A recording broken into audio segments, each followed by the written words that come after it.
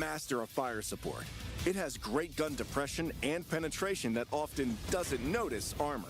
If you're flexible and adapt to the situation, you can turn any fight into a firing range. The T-44-100 is a universal soldier that can do it all. A fast-firing gun and 52 km/h top speed let it engage in combat everywhere and all at once. From aggressive raids behind enemy lines to skillful defense. The UDES 03 Alt 3 is a real Swedish ninja. Its 3-show autoloader and hydropneumatic suspension make any hill a kitted-out firing position. The VZ-58 Medved is a bona fide predator. Its 4-shell autoloader deals a devastating 1,760 HP of damage in 12 seconds. The German Erich concept forgives no mistakes. It's stealthy, incredibly fast, and precise. 400 HP of damage per shot and 270 millimeters of penetration with standard shells are the tools of a real professional. Take the high ground, spot your opponents, and then destroy them one by one while staying elusive. Now onto the newcomers. The first is the Kanonenjagdpanzer II. It's a comfortable vehicle for causing damage. Siege mode, good concealment, high penetration with standard shells for Tier 8, and 370 HP alpha damage make this German tank destroyer an excellent hunter and credit earner. And finally, the real jewel in this year's collection, a Chinese double-barreled heavy tank with jet boosters. The Yongbing. 2 guns, each causing 440 HP of damage per shot, let you flexibly combine cyclic firing and powerful salvos, keeping high firepower in any situation. And the 10 boosters, each of which works for 4 seconds, not only allow you to move around fast, but also provide tactical advantages. These let you perform sudden maneuvers, quickly change position, or catch opponents off guard with an 880 HP salvo. The Yongbing is a heavy tank for active attacks. Celebrate Lunar New Year and enjoy the riches of blazing treasures. You can get 2 of them for free by completing stages of the Jade Emperor's Challenge event.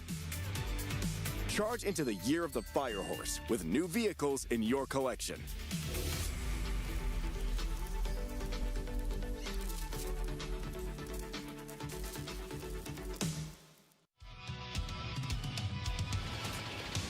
The new year in World of Tanks is starting with a bang. Because very soon, something really extraordinary is coming. Meet the first new tech tree branch after Update 2.0. American Autocannon Medium Tanks. The new branch sprouts from the familiar T20 and includes 4 vehicles, topped by a Tier 11. The path to the branch's tip starts with the Ares 75.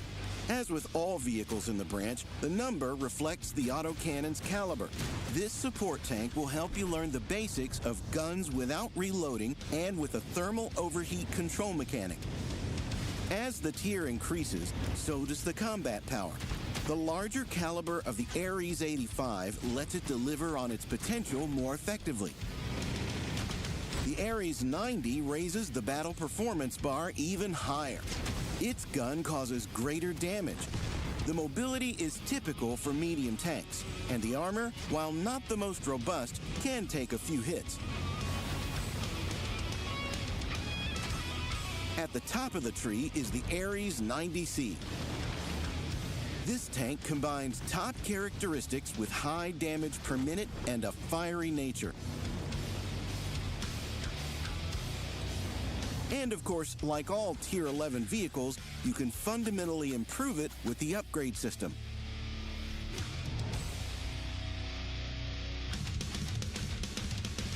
The main feature of all vehicles in the branch is guns of a higher caliber than those of Czechoslovakian autocannon tanks.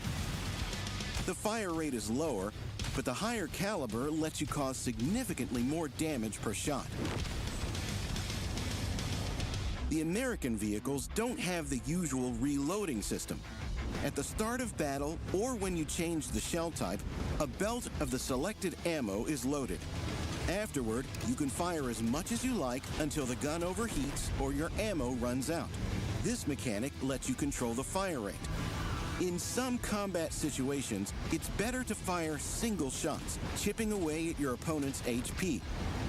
In others, you can unleash a barrage of fire to cause maximum damage in the shortest time frame. The choice is yours. Another important feature of the American autocannon tanks is the new thermal overheat control mechanic. Each shot generates heat. The higher the temperature, the greater the dispersion. The gun starts to cool soon after you finish firing. If the temperature reaches a critical level, the gun locks and cannot be fired until it fully cools. One more trait of the whole branch is reserve tracks.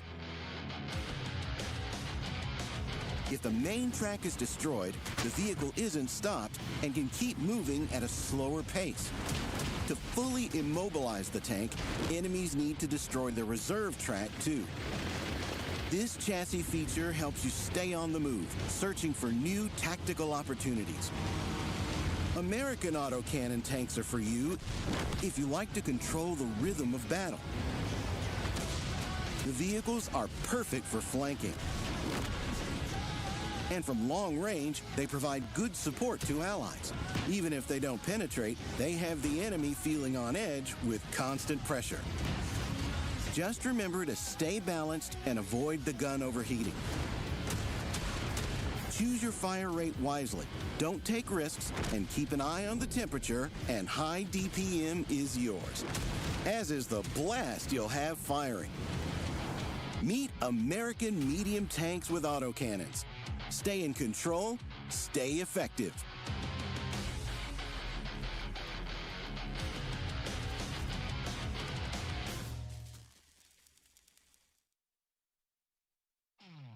Hey there, tankers! Captain Tido here, and welcome back to another What Monthly episode.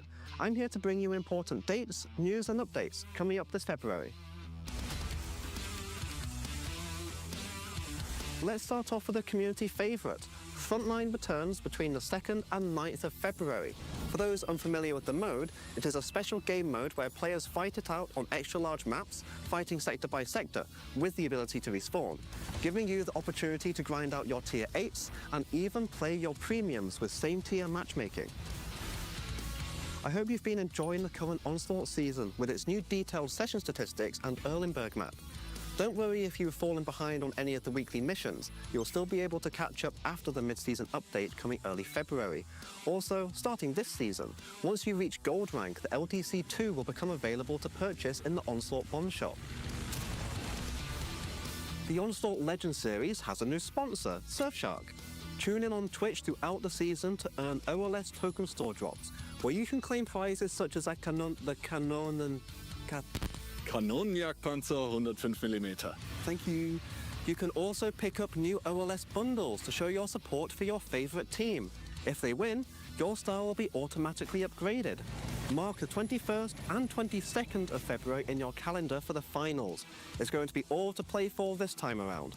Let us know in the comments who you think is going to win, and be sure to check out the article for further dates and details. Halfway through the Onslaught season, you will also have the chance to take on the Mega Platoon with some of your favourite content creators on February 7th. If you're feeling up to the challenge, why don't you try to defeat them? Otherwise, there are always Twitch drops to be earned. Spring has nearly sprung, which means that there will be a new round of Twitch drops for the Spring Token Store, including the opportunity to pick up the German Tier 7 heavy tank, the VK45.03. Tune into anyone in the World of Tanks category to start earning your drops. Once earned, claim them in your Twitch drops inventory, then find the Spring Token Store in-game and go spend your tokens. February brings a brand new Lunar New Year event, the Jade Emperor's Challenge, returning from February 12th until the 22nd. This fast-paced, limited-time 7v7 mode has teams fighting to capture and deliver the spirit of the Fire Horse across a specially decorated map. Unique class abilities and quick rounds encourage teamwork and constant action. And of course, there'll be rewards available for the event. We'll be sharing more details closer to launch, so keep your eyes out.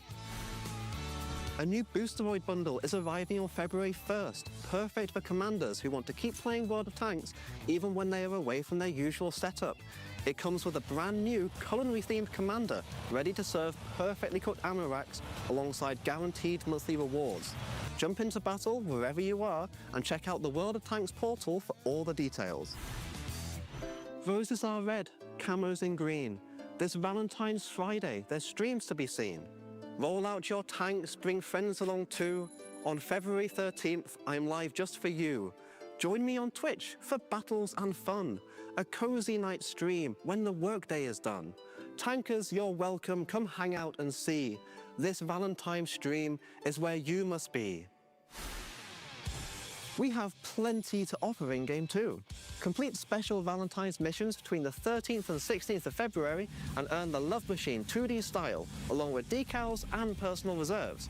There will also be in-game vehicle gold discounts and some sweet deals in the premium shop.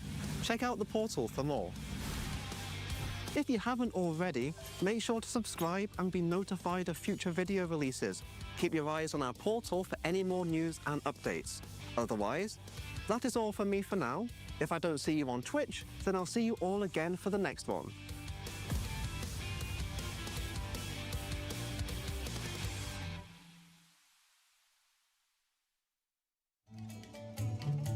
Lunar New Year is almost upon us, the time when the boundaries between worlds fade away. The celebration is filled with incense and the light of lanterns, heralding the start of the Great Trial. The Jade Emperor lays down the gauntlet to the most worthy commanders. He has captured the mystic spirit of the Firehorse in ancient coins. Whoever seizes them will receive many rewards and acquire incredible might that can change the balance of power in the celestial world. From February 12th through February 23rd, charge into the Jade Emperor's Challenge event.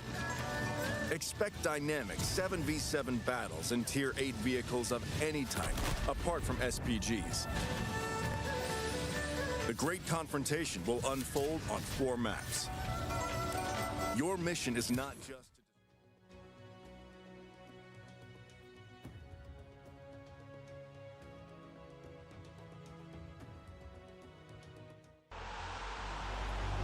With the readjustment here, is Illusia going to get another shot in towards the lower plate? Yes, that means one shot on towards the 50M. Is XCMax going to pick it up? Good shot in towards the Cupola. It is the 1v1 we've been waiting for here, and he does it.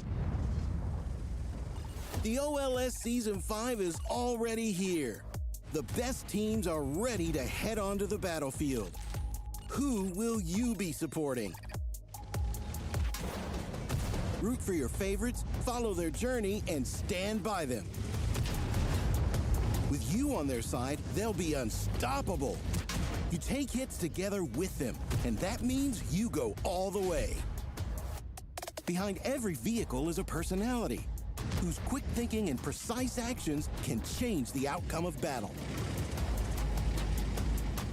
Victory is 100 shots and maneuvers, plus 1,000 emotions on the other side of the screen.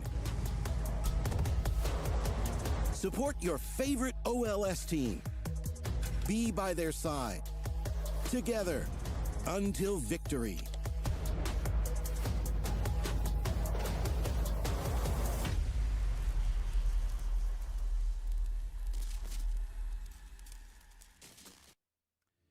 Hello ladies and gentlemen, and welcome to the Surfshark Onslaught Legends Series Season 5. Joined here today by Banter. How are you doing today?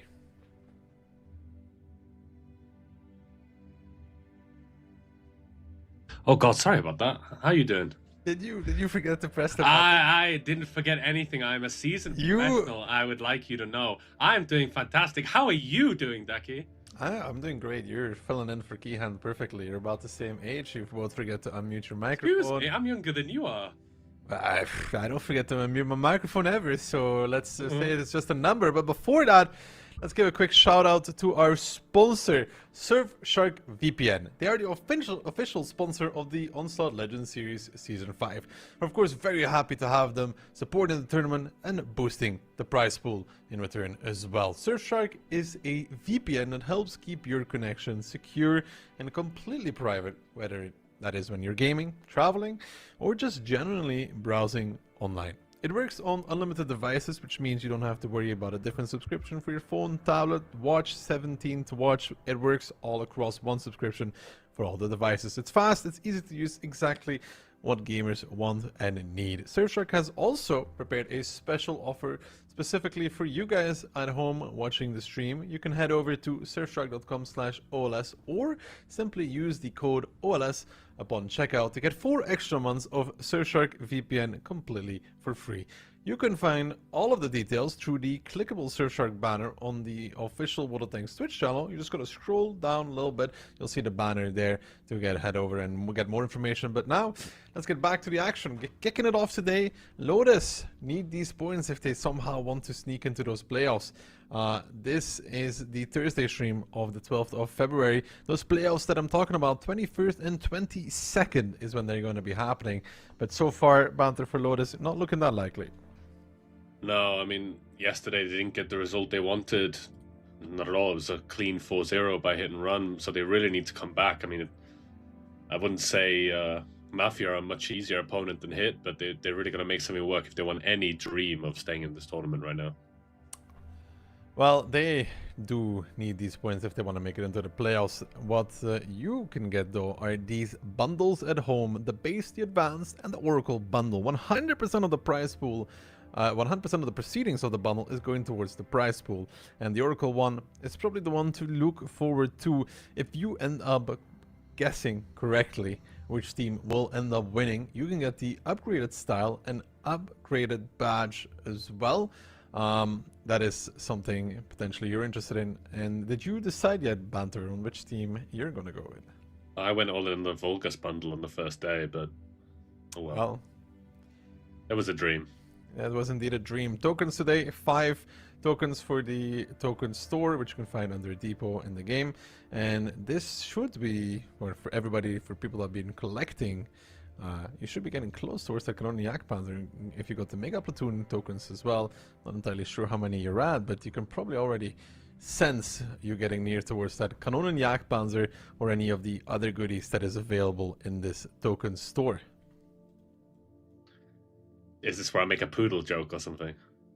You could try if you want to. I'm a KV-122 man today. You're a KV-1, yeah? You like the bigger barrel? I just like a bigger gun, you know? Exactly. Okay, so standings. With Hit and Run's victory and Cashback's victory in the previous match day and Mafia's victory in the previous match day, you now see a little bit more of a separation. W now need 2 matches basically to get back towards that top 3, top 2 position or top 1. And for CTR and Lotus, you know, CTR needs 5 points towards W, so 2 matches as well. Lotus, I mean, that's the tough one. That's 8 points, so 2 clean matches with W losing out there as well. It will be very, very tough for both CTR and Lotus. Yeah, it's a massive ladder to climb, especially Lotus. I'm pretty sure they essentially need to win, as you said, 2 clean games, maybe even 3 if they want to get through, depending on how other games go. CTR, it's not that much better. They're 3 points ahead, but they're still at the back of the pack. They really need to beat W. I mean, they're not playing W today, but they need W to drop points, and then they need to beat them on the next play day. But look at the Lotus lineup here. Lots of well-known players. Toxic. It's not his birthday today, so he's not going to have that luck anymore, but some solid, well-known players in here anyway. Yeah, birthday luck run out for, I mean, luck. It was 4-0. Luck is a big word. They're playing against Mafia, a team, again, not the flashiest team ever, but so very consistent. Yeah, what was it? He was like The Wall and lots of other well-known names that we all know and love from the Invil 15v15 team, and also with their own successes. Those community predictions, they're brutal, but they are accurate, and I think the predictions are going to show that as well. But 98%, I think it's about accurate. It's very much Mafia fear. Maybe a bit more than it should be. Like 10% for Lotus, I think, would be fair. Highlight player Profuse, he plays those inspired tanks almost exclusively, and he plays them pretty damn good. Yeah, and what you're not seeing here actually is all the spotting damage from the telescopic binoculars on that UDIS 1516. Definitely a lot going on there, but Yeah, I mean, normally we see the stand-up players at around 3.5k average damage. He's on almost 3.8, so that genuinely is quite a stand-up performance. No. He's doing very well at those tanks. Very rare to get caught out of position. Yeah, but going into the maps, Lotus choosing Sand River, Mafia, Pilsen, Runeberg with a final of Himmelsdorf. Sand River's a bold choice by Lotus. We saw Mafia play it a lot, and they played it very well. Yeah. Adding Murrow as well, allowing Mafia to pick Pilsens. I don't know, I don't feel like these map picks go that much into Lotus's favor. I feel like a Pilsen ban would have been... I don't know why anybody would play Pilsen against Mafia at this point. They're just very, very good at it. I don't know why anyone would play Pilsen, but... Yeah, I mean, against Cashback, Hit, or Mafia, Pilsen is kind of just a no-go territory. I feel like it would be a permaban for me. Quite surprised Mafia didn't take Ghost Town, though, especially seeing Lotus's performance on it yesterday. But Runeberg being taken, it's a bold one if we get there. But yeah, Sand River is the bold choice for me. Actively choosing Sand River against Mafia. I don't feel like Mafia have shown any weakness on their Sand River game so far. Maybe Lotus has something in store. They have been, you know, they won at least a round here and there with some crazy tactics. The CS's on Himmels comes to mind. Yeah, definitely was an imaginative one. And I don't know, I feel like... it was Cashback, wasn't it? They kind of played into Lotus's hands, to be honest. I feel like Cashback definitely had an opportunity to win that game, and they just, you know, fighting for this hill, and I feel like some mistakes were made, but yeah, they can bring out some interesting stuff. So we'll need to see if they've got something planned on Sand River. But Sand River is such an open map, minimal bush cover. It's quite hard to catch your opponent out. Yeah, especially, you know, because of that, indeed, that size of the map, it's really hard to surprise. It's really hard to make an unspotted push somewhere as well. Planes in the beginning, it's kind of hard to miss a plane on Sand River as well if you want to spot a potential YOLO. It's not the hardest plane. Yeah, it's kind of like Cliff, you know, you put it left or right. If you spot nothing on the left, it means they're all right, and vice versa. So even then, even without the lights, it's still such an open map. This is, I don't know, I feel like this is going to be an uphill battle for Lotus no matter what, but I feel like these map picks don't play into their favor. But looking at the predictions, all of you 4-1 and me just, you know, take old Yeller out to the yard and 4-0. I was debating it, to be fair, but I haven't seen much from Lotus that show, especially with the rounds yesterday. Hit were just all over them, and I don't feel like it's, you know, that much of a step up, Mafia to Hit. They're about the same level. So I feel like if it was 4-0 yesterday, it's not nice, but I feel a 4-0 today is coming. Well, we'll see if you're right, Banter. You're the only one believing in the 4-0. So if you're right, great. If you're not right, because you're starting to trail behind a little bit even, you know, like, You know, tough. It's fine. No matter what happens today, I can always say I'm above Keyhand. But looking at the lineups, Mafia, BZ, IS-7, E50M, 140, 430U, STRV, and a Rheinmetall Panzerwagen. Mafia, Archem of their own. Both teams are playing the long game here, no? If we're just looking at it, comparing the lineups. Neither of the two teams is going to be pushing with this. Yeah, Mafia. They haven't taken the Udis, which we've seen them taking a few times. Both teams taking a light and an STRV is quite telling, and Lotus is K91. These aren't pushing tanks, these are kind of holding tanks. M5Y as well, it's good for holding. Same with IS-7, it's good for holding a position, but not really making a push. So yeah, I think we should settle in here for a bit of a longer game. What do you think about the Centurion? I hate it. I'm not really that much of a fan either. I just don't like the fact that it doesn't really have a turret. Nice spot check by Botsig though. Just goes over to the top of the ridge, shoots to see if someone will spot him, and then goes back over. Info tower taken by Mafia. Double strike being taken by Mafia as well. Yeah. So we're taking a shot, so they're now deciding to take over the K line in return, but you know, Mafia's quite okay with that. The SRV, the I-7 front, Starks will commit in, might even take one from Orchak, he does. 539, you would think he got hit by an I-7, but no, it's just that pesky little SRV with its damage boosted ability. Getting a shot in music now, backing away, so Tarks will get the strike, but so far, initially, Mafia getting away with a little bit more, and now the full rotation coming out from Lotus. Another good shot there, this time from Sokol on towards Yuzek. That's what they need, and they need more of that. Yeah, Sokol has the DPM gun. You saw the roll was very low, so he's going to be trying to pump out that sustain, but Mafia didn't take the middle strike. They weren't able to take that one. I think YOLO took a shot from Botsic. He's down 1 shot of damage. It's not that bad for Lotus right now. If Mafia took both of those strikes, I'd say it's a little bit more dire, but Lotus are being pushed a bit to a corner here. They're fully on the K line right now, and they cannot just sit like this, I think, either. They don't have pushing tanks. This is the problem with their lineup, you know. K91, Centurion's not great for pushing. STRV, light tank, they don't have those, you know, 50Ms or 430Us really.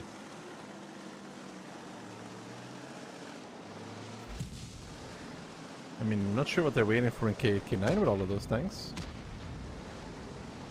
Ooh, Tuka getting planed out by YOLO, -1k. Kono, Rexar now closing down the 0 line.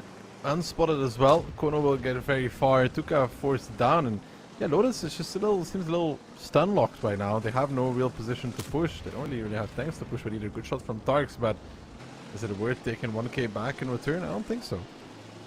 No, and I mean, the longer this game goes on for, you know, World of Tanks, you can compare it kind of to a turtle, right? You just kind of hunker in the corner and try and punish with those high DPM sniper tanks like the K91 and STRV, but it's just not working for Lotus at the moment. There's so many angles they can take. The mid-ridge, they're taking the base on 0 line. Tuka will go down here. His cover is simply not sufficient. Nice shot by Kono into Botsians, but at least Lotus are starting to make that K-line play onto the IS-7 of Yuzek. Tuka getting pushed. Kono, Rexar will find the kill, normally speaking. One more shot, and they can use strike as well to finish it off. Kono looking for it. The strike comes back from Lotus. This one will hit double. The second one will hit double as well. Strikes from Mafia come out and pick up Tuka in return. Now Yuzek in a little bit of trouble here, getting peeked by everybody, including the light tank at this point.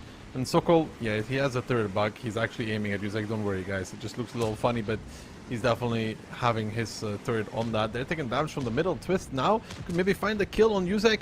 No, he's shooting towards Profuse first. One more shot will get Yuzek out of the game. And honestly, this trade, better than expected for Lotus. Yeah, but I mean, look at the HP. Jordan's on 300. The IS-7, the only really meaty heavy tank, only on 1,000. It's a 1-for-1 trade because Tuka died in the base, and I feel like it's massively in Mafia's favor. Yes, the STRV's HP is not that important. It's meant to shoot unspotted in an ideal world, but still, the map control situation has not gotten much better. And you know, if you're Lotus right now, if it's a draw, I'd say Mafia have done more damage. So if they want to make an aggressive play, they kind of have to push in on the BZ in the middle, but that's a full HP BZ, and Mafia don't, like, Lotus don't really have those DPM tanks for that are good in close range, you know? Well, either team only has one strike available now. There's that, but yeah, damage dealt is in favor of Mafia. And the problem is that Jordan is a strike away from dying. Yeah, but you see how bold Mafia are, you know? They could just sit and maintain, but it looks like the BC is going in on the K91 at the moment. Botchan gets rammed down to 900. Jordan dies to the strike. It's really nice here. Botchans will go down here. Twist will not be there in time. Conrad will give one. Should. Gives a nice one. Twist can't rotate back because he's being perma-spotted from the 140 on the mid-ridge, and Botchans will just go down here. Already a tank down, about to be 2 tanks, and it's going from bad to worse for Lotus. Conrad pushing forward in the BZ, using that HP, cleaning up, and now I think we can say with confidence that for Lotus, this is game over on this first Sand River game. Kind of uninspiring gameplay, I would say. Yeah, you can't.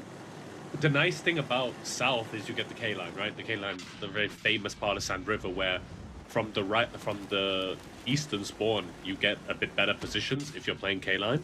But the thing is, if you let your enemy get that mid-ridge, what do you call it, the crown? Crown. If you let them have that position uncontested, like no tank in the middle, where YOLO is right now in the RHM, where the middle strike is, then you just let your enemies take the bushes there and spot you on rotations on the K-line, and you give up all map control so you get spotted for angles. I mean, Mafia didn't even break a sweat in this one. No, it was very controlled by them. They were going toe for toe with a little bit, but Mafia always ahead.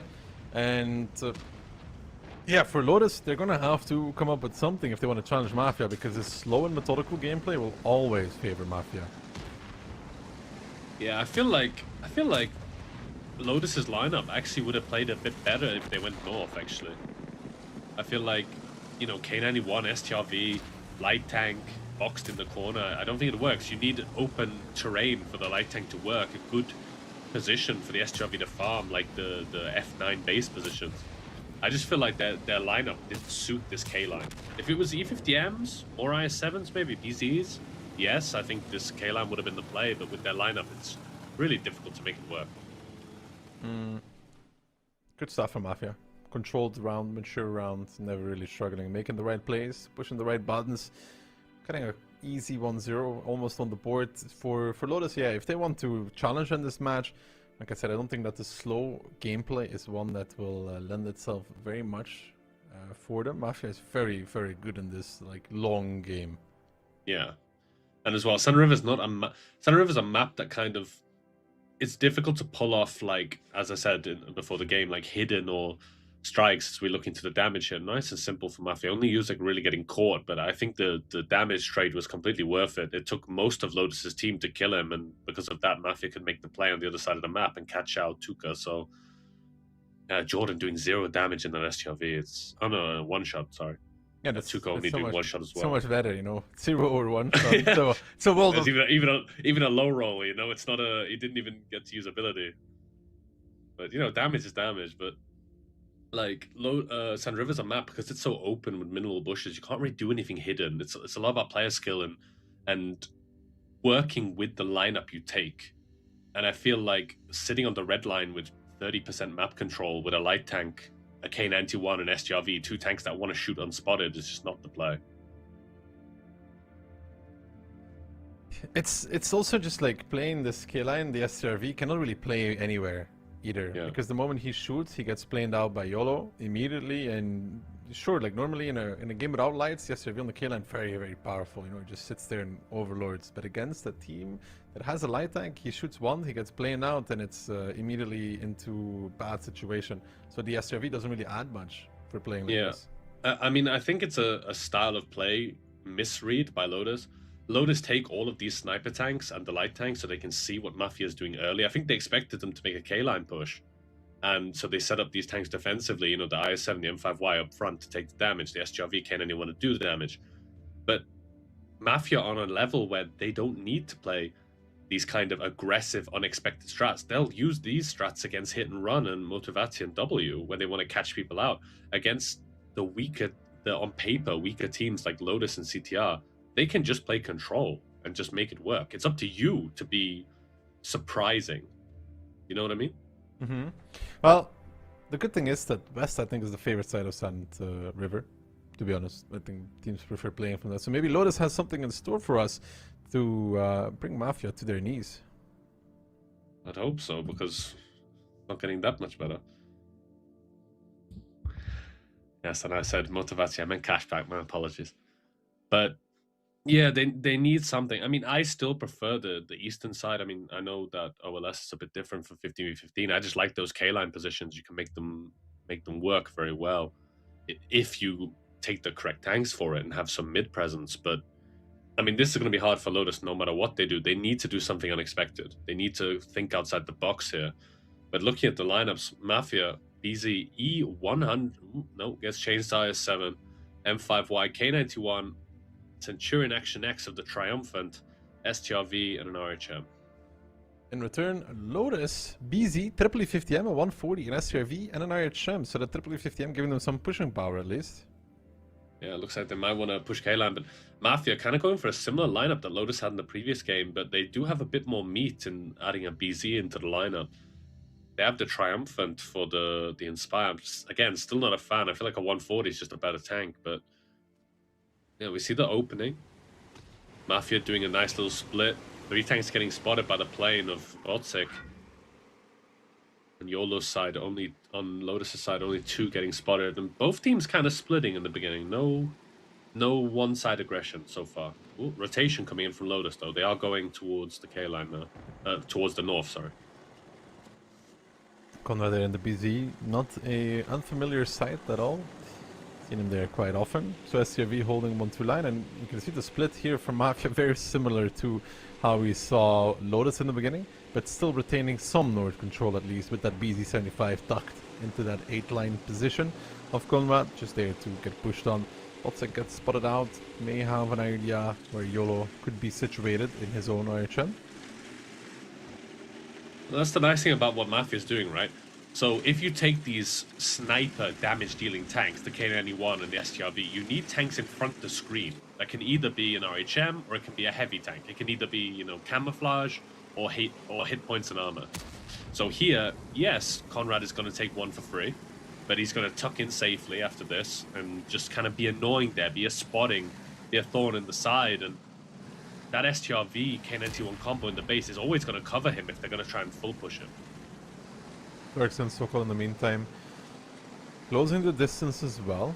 They will get past Conrad, I think, unspotted.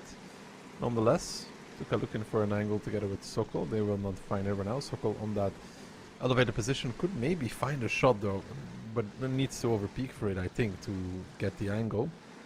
Yeah, you need to. The nice thing about, because of Onslaught, the spotting range has been halved, so he's not going to be proxy spotting Sokol on top of that ridge. But you can see that Profus and Orjets, they're blind firing the buildings in the little village below that K91 of Rexar. They're trying to get good angles onto Conrad if he gets pushed, just like he is now. Tuka and Sokol jumping on top of him, but Tuka's going to start getting farmed here in the back. Rexar's giving shots, Profus giving shots, a bounce onto the back as well. Pretty lucky, but these two tanks are going to be stuck here. Yes, they're going to make the kill, but they're going to be stuck, and Tuka might even still die for it. Tuka now tucking away behind that hill, but Profus finds a shot, drops him to 500. Botsek taking the strike in the meantime. And for Lotus, I mean, they did find the kill, and if Tuka could escape somehow after the plane runs out, because Yolo did put the plane on them, then who knows, Profus missing. I think the plane's about to run out as well. But Yolo has a replane, Sokol taking some damage. He will move out of that position, the plane coming back in. Tuka trying to escape, and this should be the moment where he might die for this. Shots coming out, down towards the one shot.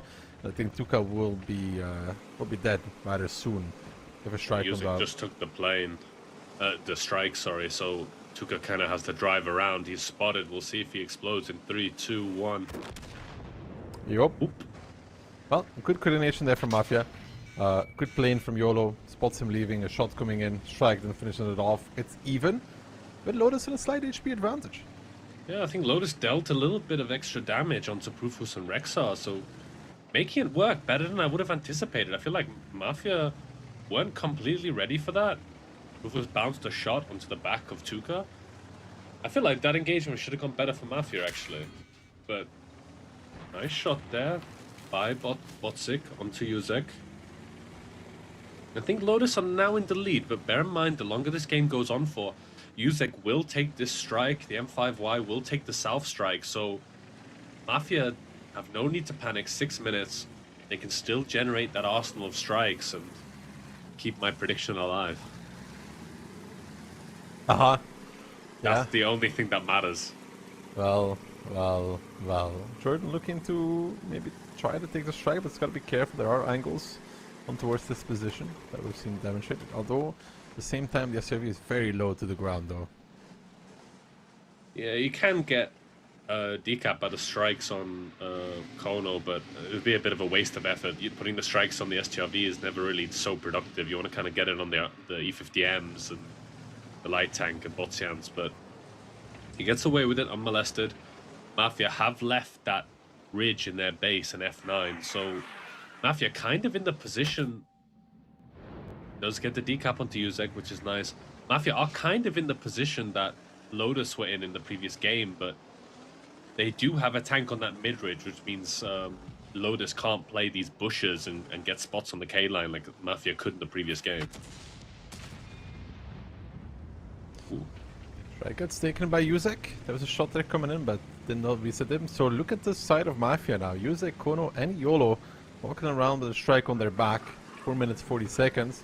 So anybody from Lotus now, gotta be careful, especially those lower HP tanks like the STRV and the E50M. If those triple strike lands, you're well, not dead, but you're not doing that well either. Yeah.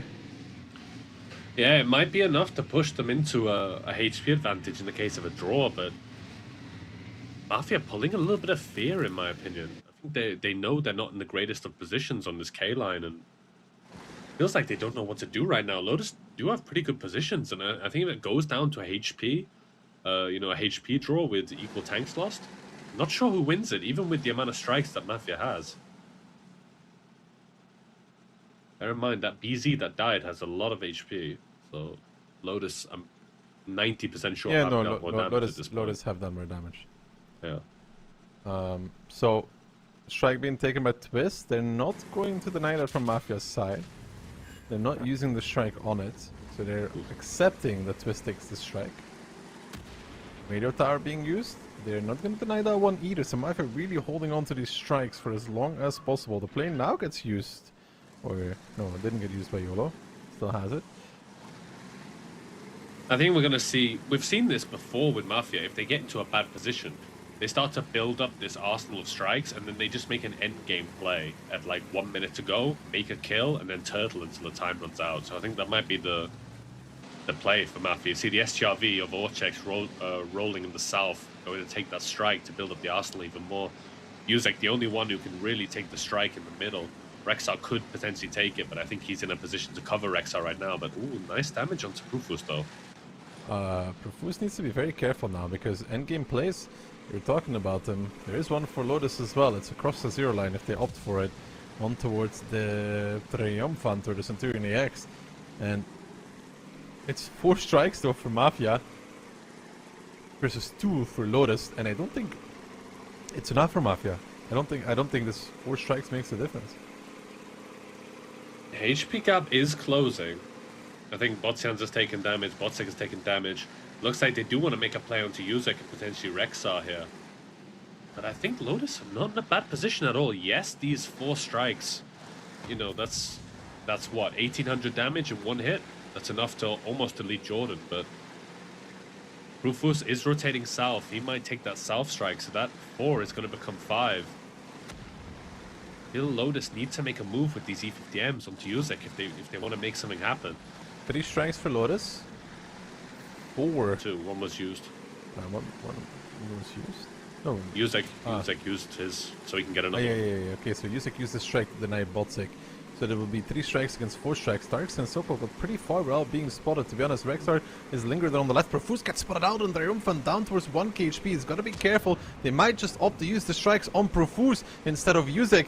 Not sure what is happening there. Maybe they opt against it. No, 1 strike going on towards Profus. A strike missing on towards Sokol. This push on towards Yuzek coming into effect as well. Profus down towards the 1-shot.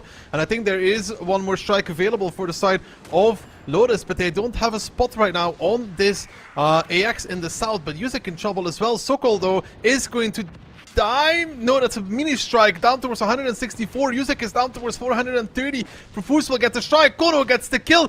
Lotus needs to react now. They need to find a kill. Yuzek playing ring around the rosy, gets into the safety area. Tarks trying to get the kill. Another strike coming out. That one hits hard, and Yuzek down towards 35, but yet still alive. And Lotus is throwing the game at this point. Botsik down towards 700, gets spotted out on the ridge as well, down towards the 1-shot, and it is right now, with 45 seconds left, a 2-kill advantage for Mafia. Yeah, Yuzek's still alive after all this time. He finally goes down, but it's far too late. He played perfectly on top of that high ground. The E50Ms of Toxic and Tuka, they couldn't get the shots off against him. Toxic and Sokol, sorry, they couldn't get the shots because he was hold down on top of the ridge. It's a really nice play by Yuzek, just delaying the engagement so other tanks can get shots in. Really perfect play by that IS-7. It definitely wins them the game there. If Yuzek goes down, those E50Ms were pretty split. I think there was a bit of luck on Mafia's side because Sokol shouldn't have been spotted crossing. Did you see when he crossed the riverbed? They were on the K line. He was spotted from the K line. Yeah, I saw that too. He was spotted from the K crossing, so slightly unlucky timing for Lotus. And also, of course, they didn't kill Profus with the strikes. They had enough strikes to kill Profus, and he survived on 100 HP, which allowed him to take another strike, which he also put down. But most importantly, Profus is the Inspire, and the Inspire is important as well in a fight like that. But with such little time remaining, and and the fact that they were already dying in the middle, I don't think that's the main issue. I think the fact that Yuzek lived for so long was such an issue. You see that 2.5k blocked, 5k damage, 2k strike damage. Like, that's a crucial contribution if I've ever seen one right there. But yeah, you even see the damage on the Mafia tanks, except Ozhets, is not even that high. No, It's really. no, it's not that high either. But strike damage, right? Comparing the two, Lotus had a lot of strikes as well in this game, right? Only 900. That's crazy, actually. And then you compare it to Mafia, 900, another 450, 250, and then like 2k. So, well, About 4k, yeah, about maybe 5k strike. yeah, about 4k. Let's say 4k, 4 to 5k strike damage versus 900. And Yeah, honestly, I mean, Lotus didn't have that much less strikes either. Yeah, I feel like Lotus were in a good position in this game. I mean, I'd say they probably got at least 4, but I think Mafia got about 7, maybe 8. But yeah, you really can see the difference. I mean, we've seen it so often in the OLS in the first stage. I can't remember, I think it was CTR played Mafia on the hill on Ensk, and their CSs were just hitting all of their strikes compared to CTR's CSs. And strike placement is a skill. It's an underrated skill, especially in a CS with the strike bubble is not that big. But yeah, a nice round by Mafia. A little bit shaky, but still a nice round at the end. Well, if Sun River was bad for Lotus, Pilsen is going to be a very, very hard one. Yeah. I mean, we saw them, Lotus, yesterday against Hit and Run on Pilsen. Some interesting ideas, but not executed to the perfect standard needed to beat Hit and Run, and it's not going to be an easy one. I mean, I spoke about it yesterday. I feel that oh no, sorry, I'm talking about Ghost Town yesterday. Sorry, I've got Ghost Town on the brain. But yeah, Pilsen, it's really a high skill playground, especially on those cold piles. It's a lot about timing, communication, the way you're making peaks, the way you're using the bushes. It's such a little mistakes can get you punished so hard. Well, Lotus has a tough task on Pilsen, so I don't know. The second round of Sun River, I think, where they had a real opportunity. Yeah, definitely. I think they were in the advantage for a lot of that game. I think maybe making the play onto Yuzek a little bit earlier, not letting Mafia build up those arsenal of strikes, I think probably would have made the difference. But I think if strikes weren't in OLS, I think Lotus probably takes that round. I think Lotus could also wait for Mafia to try and make the play, though. I don't think... Yeah, but building up the strike arsenal is so risky. Like what do you do when Yuzek peeks the ridge onto Botsian's, gives one shot, and then we have, 2k in strikes, Botsian dies, it's like 10 seconds left, and there's no response.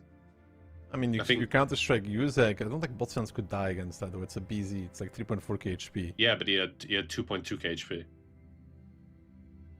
Like, all Yuzek needs to do is just peek. He'll take a lot, but he'll live, give one shot, or give a spot, and there's the 5 strikes. I think he gets deleted. But either way, looking at the lineups here, Mafia, double type, 140, double 430U, Fosh B, and an RHM. In return, Lotus, BZ, IS7, BAT, WD50M, a 430 and E4. So no lights, no super heavies either. Yeah, I think Lotus are they're doing similar things to what they did on Ghost Town yesterday. I think they can't really contest with Mafia's light tanks, so they're kind of opting to just go for the straight DPM shootout. You kind of have to do that when you're a weaker team. You got to be in their face and hope that the extra combat tank makes a difference. But opening, Lotus going for that field, they might want to make a trap or some zero-line push with these Z50Ms. But they contesting the field still, BZ taking the middle strike. And Mafia starting like we usually see them start at North Pilsen, you know, very split, covering everything, and then rotating when necessary. Yeah, Mafia do have those 2 types, so rotating is not going to be so easy. YOLO's already running. Looks like Proofus might run as well, and Mafia are going to play the cap here. I always prefer the team that plays the field on Pilsen. I think field is a lot stronger. You get the 2 strikes. You always have an opportunity to deny the cap by just sitting in it. So, I'm not a fan of the city play. This is bold by Proofus to stay here long term. Ooh, nice blind. On the move blind by Sokol. Profus is running a little, but Rexar's reinforcing him. Minimal damage by Sokol taking on the crossing. And he takes a pretty strong position for an IS-7 as well. So Lotus has pretty deep coverage, and now we see this rotation from Mafia, and it reminds me of when they played against, was it W on Tuesday? Brought us 4 TDUs, cut across the 7-8 line, cut them in half, but with Sokol that deep, I don't think that's a possibility. Yeah, it's nice bold play by Lotus, putting Sokol that deep, and it's an IS-7 in that position as well. Conrad will take the strike without taking damage, but it's a lot of tanks out of game by Mafia. And I don't feel Lotus can make a push here, but neither can Mafia. Especially with the longer this game goes on for, the more strikes that Lotus gets. It's going to start to be a little bit of a problem for Mafia. Sokol is being outspotted here by Orzic. Kono going to make a trap in that corner, but Lotus aren't really falling for it at the moment. Sokol will be giving the info that he's getting spotted, the fact that Mafia haven't ran yet, but they don't know where YOLO is. I feel Lotus really needs to take that info point. Another strike though. Oh, good shot by Profus. Another strikes on... Oh, they're trying to try the 430Us again by the looks of things. You see where they're grouping up, Rexar and Northway? Yeah, they're gonna push to the coal piles where they're safe and kill Sokol from behind. It's a nice play by Mafia. It'll probably be a successful one as well. Yuzek unspotted into the middle against Toxic. He loaded HE there. Big penetration. 1,000 damage. He'll take some damage in return, but in the meantime, the 430Us are pushing onto Sokol. Sokol makes the good play going forward, but 2 430Us behind, a 140 and an RHM in front. They are focusing him, but that's a lot of damage on these 430Us. They're trying to shoot Sokol, and it's a mistake by them. They're getting focused out. Rexar gets deleted. Orzic on his lonesome. Botsek coming in. The second time the Mafia tries this with the 430Us, this time around the team they're trying it against Lotus much more prepared. They wipe away Orchak and Rexar, and sure, they're about to lose Tarks, but the double 430U down is a big loss. Sokol's still pretty healthy, pretty alive, and Tarks will do maybe one more shot before he dies. Ooh, he misses it though, which gives Yuzek the kill opportunity, but the bigger problem is now that Profus and YOLO are scattering to the wind, trying to survive. Kono on reload as well. The RHM has no right to stay alive after this. He's spotted behind that building. He cannot go left, he cannot go right, he can just sit and wait for Twist to come and deliver the final blow to him in a second or two. Tuka does go down in the bad shot, which I think was on the 0 line, so that is a loss for Lotus that they honestly shouldn't have had, and now they need to consolidate on the play here, on the move. Twist gonna be caught out in the open potentially a little bit by Kono in that Forge B, but Botsians and Botsek arriving. Botsian's taking 2. Botsek needs to shield now. He does manage to get there just in the nick of time, but Kono is tanking this like a champion, and that Forge B is even going to kill one of them, and this is all within the healing part of his ability. He is going to heal a tremendous amount back in that Forge B. He's got one more shot, gives it to Sokol. He goes down, actually didn't heal that much. No, he popped the ability a little bit late, but he stays so Profus can run, and Profus is in a very hard 1v3 here. But he's just trying to buy time at the moment so the Type 5s can kind of isolate Jordan on that other side. Profus is running. Twist thinks he goes right, but Profus actually went left. Good double back Twist from Twist. does read it though. Good double back from Twist there. Doesn't spot out Profus, and the question is, when does he give up on this chase? When does he decide that it's been enough? Speed-wise, I think the E50M just quite a bit faster. Jordan, in the meantime, does get struck, pops the ability late as well, actually. That's not good. Yeah, but he still does have more HP than Twist is going to catch Profus. Thanks. Twist got it. He was just about to bail as well, but he does spot out Profus and gives a shot as well. The shots from the back do not come in. Jordan takes a full shot there from Conrad. Will go blow for blow here though against this Type 5. I mean, Conrad is going to do full damage now for 700 against... Ooh, no, he won't. He will not, and right now, Jordan is going to kill Conrad. Conrad will body block. Good move there from Conrad. Has to do Jordan this. should have the reload, no? Yeah, Jordan should have, but Conrad has a quicker reload in general, no? So he should be able to give the shot before. Yuzek. Oh, just in time! He intuitioned HE there, I think. Did he? That was a bold one. Well, the problem remains though, because Sokol's about to find Twist is about to find Profuse. Sokol finds him with the info, and Twist is like, well, I'm gonna go kill Profuse. Yeah, and then Lotus will have the extra gun advantage, and with that, my prediction might be in tatters, because Lotus are in prime position to win this round. Rufus goes down. Twist still on a good amount of HP. I think Conrad is a one-shot for strike. Use like a two-shot for strike. And they're in type 5. Realistic way. Yeah, and type 5s. They're not going to be chasing. And Conrad is all... Yeah, this is a done and dusted round, to be honest. Yeah. I mean, it was a nice reaction by Lotus. They kind of anticipated this move. Soccer Mafia... going up and over was really nice. Mafia trained the same thing twice. I mean, Lotus definitely watched their match against W, and it was sort of the same execution. Yeah, quite a surprise. I mean, maybe a bit of, let's say, overconfidence against Lotus, but still, well played by them. You know, watching replays is one thing, not still getting caught out is another, and you have to commend Lotus for their good gameplay. Sokol, he relayed the information that the tanks were still there, and the rest of the team were ready for this type of move, so really nice by Lotus. I mean, Bots doesn't get spotted out, but doesn't really matter. He will get the strike for free. Couldn't even put it on Yuzek if he wants to. Yeah. Good round from Lotus. And how do we feel about that, Banter? Losing the prediction. Today looking like another tough day, huh? Listen, you may still lose your prediction. I am Team Lotus right now. I want a reverse sweep. I want Lotus to take this all the way, baby. But Lotus is also the team that took Mafia to tiebreaker in phase 1. True. That was their standout performance, so let's hope that they can keep this momentum. But Lotus taking absolutely no risks at the moment. Full red line. You know, hold the teddy bear and hope Daddy Yuzek doesn't surprise you in the night. Ooh, he takes a shot from the 430U, and I think that is that incoming. Press a blind, there comes the strike. Tians finds the kill on Yuzek. Conrad, the last one standing. So Lotus will pick up their first round this match on Pilsen as well. Yeah, on the harder maps. I mean, it was Mafia kind of playing into Lotus's hands. Lotus, Mafia were forced to do something. That's why I said before, I do prefer when teams take the coal piles, because it just gives you double strike with the strike in the middle as well, and it kind of forces Mafia to make a move unless they want that arsenal built up. So yeah, Lotus playing to the strengths of the map. I think Mafia really needed to use that light tank a bit more, you know? If you have a light, the enemy doesn't have a light, you really need to use it for something. But I think Lotus made no mistakes. They didn't try and take the info point, which could have, you know, brought out a plane and made the tank taking it receive some damage. So Lotus played this safely.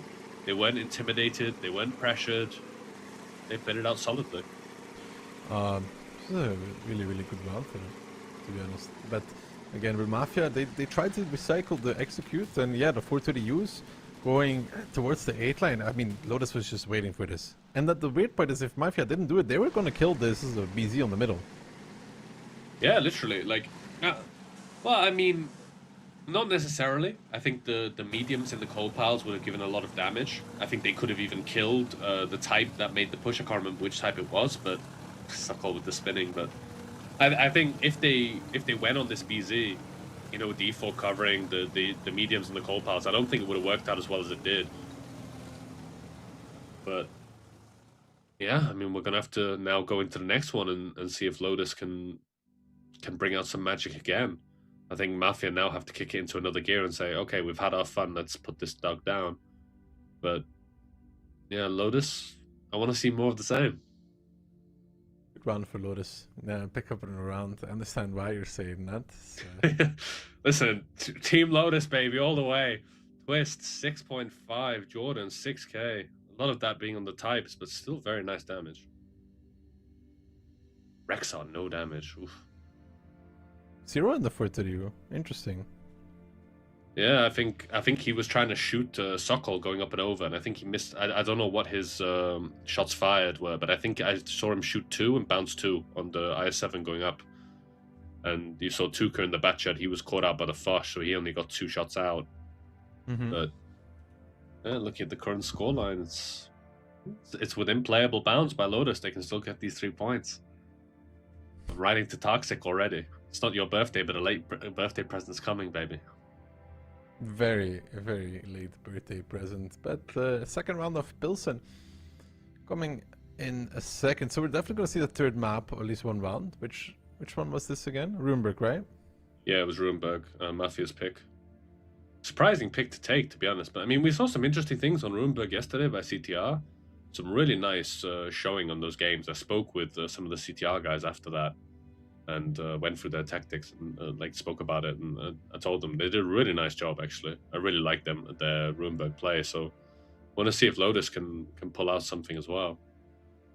Who knows? I mean, the sad part for CTR is that they ended up losing that match. If they don't make it to the playoffs, missing like 2 points or something, you're gonna look back to some of their matches and be like, well, you know, Patras on his roof, this match against Cashback, those cost a lot of points. Yeah, they do. I mean, with that Cashback game, that they should have at minimum walked away with a point. I can't remember what the score was when Patras went pancake, but it's still, you know, it's important. And it also shows everyone at home, no matter how good you are, you can always flip. So. Yeah, well, I mean, STRV is kind of prone to flipping as well. It's a bit like the RHM, just not as bad. Yeah, RHM rolls a lot. I've been on my roof a lot in that. Yeah, you always with that one, you always gotta be careful about every bump. Yeah, especially on Sand River. God, memories flooding back. But Pilsen, round 2 Electric Boogaloo. What are we thinking? Do we think they're going to maintain this no light style of play? Why not? Lotus, I mean. Why not? Yeah. I don't think the light is that important on Pilsen. There's not that many bushes. A lot of it is like push timing on the coal piles. Yes, if it becomes a slow game, the light is very important. But I think initially, when both teams are jostling for control of the field, it's not that important. But lineups, you take it away. Lotus coming in, BC 705A, 443, a Forge B, and an RHM. Yeah, Mafia E100, Type 5 Heavy, 140, double Foch and an E4. Lotus changing their lineup a little. 705 has left us. Bit of a shame for that one. I do like the 705 actually, but what do you think about the E100? Can work. I mean, not a bad tank either. I like it. I like the DPM. And you have the tracks that can make the heat shield. But both teams opting for Foches. But Mafia, with that heavier lineup, they're kind of forced into this 1-2 play, which I'm not that much of a fan of. I never like lineups where you're kind of forced to do one thing. But Lotus also playing on this 1-2-4 line with the double Foches and the 430U, but more field presence. Actually, Lotus taking the light tank this time. Mafia doesn't have any info though. We've seen them play like with this lineup before though. Like I think they're really recycling from what they played against W. I think they don't want to show off. You know, they're kind of anticipating that they're going, especially with the points that they have now, they're anticipating they're going to get into the finals. And they don't want to use some of their good strats against Lotus. Bit of a disrespect thing. It's caused them to lose one round so far. Stark's taking a shot for that peak. Unnecessary in the BZ, but he does have the strike. They have the Eastern strike as well. Of course, with Botsik, there's the Fush B, lingering in K7. He will buy a lot of time. It's going to be tough to just kill Rexar for free. I mean, Botsik might take the info, will take the info. Should be able to do so unspotted as well. Rexar is peeking, looking for it. Does he decide to blind though? No, he doesn't. Rexar gets spotted out. So now they know there's a Fush B there. Yeah, but 10 seconds to go. Yuzek does get double strike there, actually. Both strikes being used by Lotus. That's a mistake. Bad communication. Yeah, really bad communication. Now 20 seconds and Mafia don't have any more strikes. They're going to need to commit Botsians or Tarks into this cap to decap it. Botsians now moving forward. 10 seconds to go. There is a world in which Yuzek peeks and tracks him here. I mean, there's a BZ from behind, though. Tarks should be the one boosting towards the cap, but he's going to take damage for that. He does get in it on time, 94%, but the damage taken significant. Yuzek turns his third, gives one. YOLO peeking as well. Tarks down to 717, and this all comes down off of the back of a pretty bad communication with the strikes. Kodo body blocking Jordan. Will he actually get to heal, to get to the healing part? Jordan, I don't think penning everything either, but then they finally get it, but the block from Kono was solid. And the kill gets made. Tarks down, Jordan down as well. Mafia in the driving seat because, of course, they have that extra combat tank as well. Where Baltic is 2,600 HP of an RHM. He doesn't really want to fight this too much. Rex are coming in now with the Forge B for the sandwich between Orchek and him. It's Stuka in his 430U. And those Forge B has plenty of shells. He was left on the field, but he comes back in when his team needs him the most. Finds Stuka. And this is dire straits for Lotus. Mafia, they may be recycling, but so far, it is working out. And the immortal words of what a mistake to make a double strike going down on the cap on only one of the types of that. Really bad communication because of that. Lotus are forced to go close to deny the cap. Just massive and unnecessary communication errors. There was no pressure onto Lotus. Just a simple "I'll place the strike" is all you need in Polish, but yeah, just poor. Oh. Poor by Lotus. 3-1. Unnecessary. 3-1 for Mafia. They're now looking at match point. Double match point. Yeah. To get all the 3 points. I mean, what do you say about this round? Lotus, you know, punching themselves in the face by putting both these strikes on. It forces them to come close. You know, spoke about it before, the crocodile strat, you know, when you put your hand in the mouth of a crocodile for some odd reason. And it snaps its jaws onto you. Tarks was forced to come close and he gets focused out because of it. Such a strange game here where, you know, it's so simple. I'll place the strike, you place it after. Nice and simple. I don't understand why. Oh, I see your cat in the background as well. Yeah. You know, sometimes he gets, he's a little needy from time to time, you know. Oh, I can imagine you're full of love. Of course. It's not when I'm casting, so he's a little disappointed, you know. Yuzek 5.2 in the Type 5, not bad at all. Actually gets a lot of damage compared to Yodo, who's in the same situation. It's kind of crazy to think that one type does 5k and the other one does 2k, no? Yeah, it's exactly same position. I mean, I'd be curious to see the pen rates there, but I mean, it doesn't make that much of a difference in the grand stand of this. After we leave this screen, we'll forget it forever, but Botsian's 5k as well. Not bad, but the DPM tanks, Tuka, Twist, not getting enough out. Fosh is a bit under 1 clip each. Tarks, you know, the unfortunate sacrifice because of the strike communication. But yeah, I mean, what more do you say about this game? Just a simple mistake by Lotus that cost them this round. Such an unnecessary mistake as well. Yeah, that the part about striking is should be basics for these teams. Yeah. Literally completely, you know, it's not even basic for these teams. It should be basic for everyone. It's just I'll strike. It reminds me of a random Onslaught when you're playing Westfield. You pick both of the strikes, and both of the strikes get used at the same time, and then you lose. Yeah, but damage is damage. True. As long as I get the damage from the strike, it means I lose the least points. So that's how that works. That's maths right there. Runeberg, next one. Well, we've seen a decent amount of Runeberg so far. CTR honestly was the best Runeberg so far. Yeah, we have to thank OP Hacker for this map, but I'm not a fan. It's a very slow map. It always has been with the lanes. I think CTR have played it the best. They showed like a real Runeberg masterclass yesterday. I really liked what they played on a tactical level. So we'll need to see if Lotus can pull out something similar, but it's not an easy map. It's a heavy player skill map. It's a lot about, you know, making peaks, hitting those quick shots, and yeah, thanks for the reminder of the predictions, guys. But Team Lotus from here on out. Yeah, it's looking tough for you right now, Banter. Thanks, man. Still above Keyhand. I mean, everybody's above Keyhand at this point.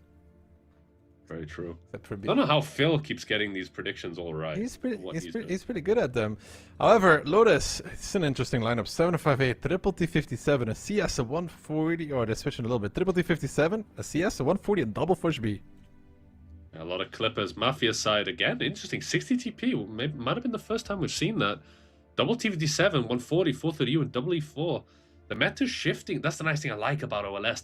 The meta shifts so quickly. We saw E4s in the beginning. Now we're seeing more TVD7s coming out. I still don't think the TVD7 is that good against E4 because E4 gets the ability, but a lot of clippers on Lotus' side. 3 TVD7s. It's high risk, high reward. Very, very high risk, high reward. But let's see how it plays out, though.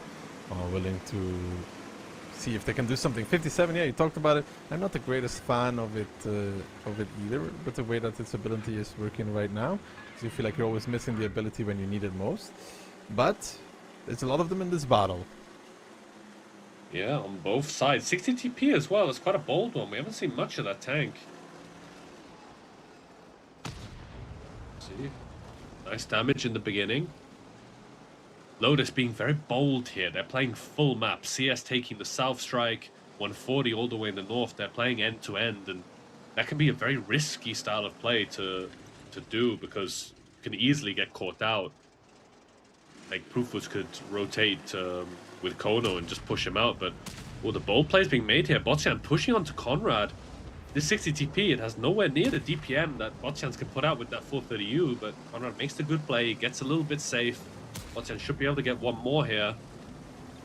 Conrad's not in a good position right now. No, he's not, but he's able to back away slightly with the 60p. However, I think his cupola is always showing in this, so Rexar now is going to take some damage as well from Tuka, so is Orchek from Sokol, so good shots here from Lotus, a good strike as well. Profuse, however, is finding something big, and it's called Twist in the 140. He's looking to win that 1v1, the CS is coming, but he's so far away, so they're just trading it out. Conrad in the meantime goes down, though. Yusek pushed in towards the mid to try and help it, but what is really happening here for Yusek is not much. He's just kind of dying by himself. He has 2 more shots. YOLO's going to come in as well with the E4 over the rubble pile to try and help. Botsian's trying to block this, but I don't think... Ooh, he actually is pushing him back. YOLO, I think, just wants to get on top at some point. Nice play. Good block there by Botsians, and he's pushing back to C4. The gate is shut, and those who are dead are guarded, I guess, in some point. YOLO now getting pushed by Tarks as well, who's just going up and over the CS63 in the meantime, coming back in as well. Tuka with a clip on towards YOLO. YOLO with a second attempt now on towards Botsian. Gets tracked one more time. He will not get Botsians, as Botsik is the one to pick him up, and Profuse in the meantime dying also against Jordan in the CS63. Mafia with 3, Lotus with 6 tanks left. Little HP, but what does it matter? Yeah, this gun advantage, I mean, it's still losable. We saw CTR with some questionable plays. We'll need to see if Lotus can keep control in this game. Nice shooting there. Botsian's performing in this round. Beautiful body block there, allowing him to stay alive and finish off that TVD7. And now Mafia really need to rethink what they want to do. Toxic is on a one-shot. Looks like Kono might try and go south, get the strike and pick him up. Rexar peeking over almost. So close. Toxic, he's using all that birthday luck in this round. Orchek needs to be careful. Tuka is hunting at the same time, so they're gonna just trade it off against each other. Tuka actually bouncing on the first. Kono is coming in, but there's Sokol with the push B. That is the problem. A good strike as well, hitting home 900 on these two. Rexar now tanking on the front, but the push B is coming in from behind already. He's gonna run into Kono, but he's already starting to clip out the ones from the back. Sokol finds the first. Jordan pushing in as well. They want to get Rexar out, and they will be able to do it. And Kono now surrounded by 6 guns from Lotus, and it will not be Mafia with 4-1 banter, but it will be Lotus I always knew they had it in them. extending their life just a slither longer. One more round on the board for Lotus. I don't need to win Daki, I just need all of you to lose. Nice round by Lotus, to be honest. Botian, star player, making that cross, punishing that 60 TP. It's such a weirdly niche pick, isn't it? On this map as well, because it's so tall. So it's quite difficult to hide in the rubble piles. I really think the 60p is not it on this map, but super nice play. And I think we're going to see it in the damage there. Yeah, Botsian's top damage, 4.5k.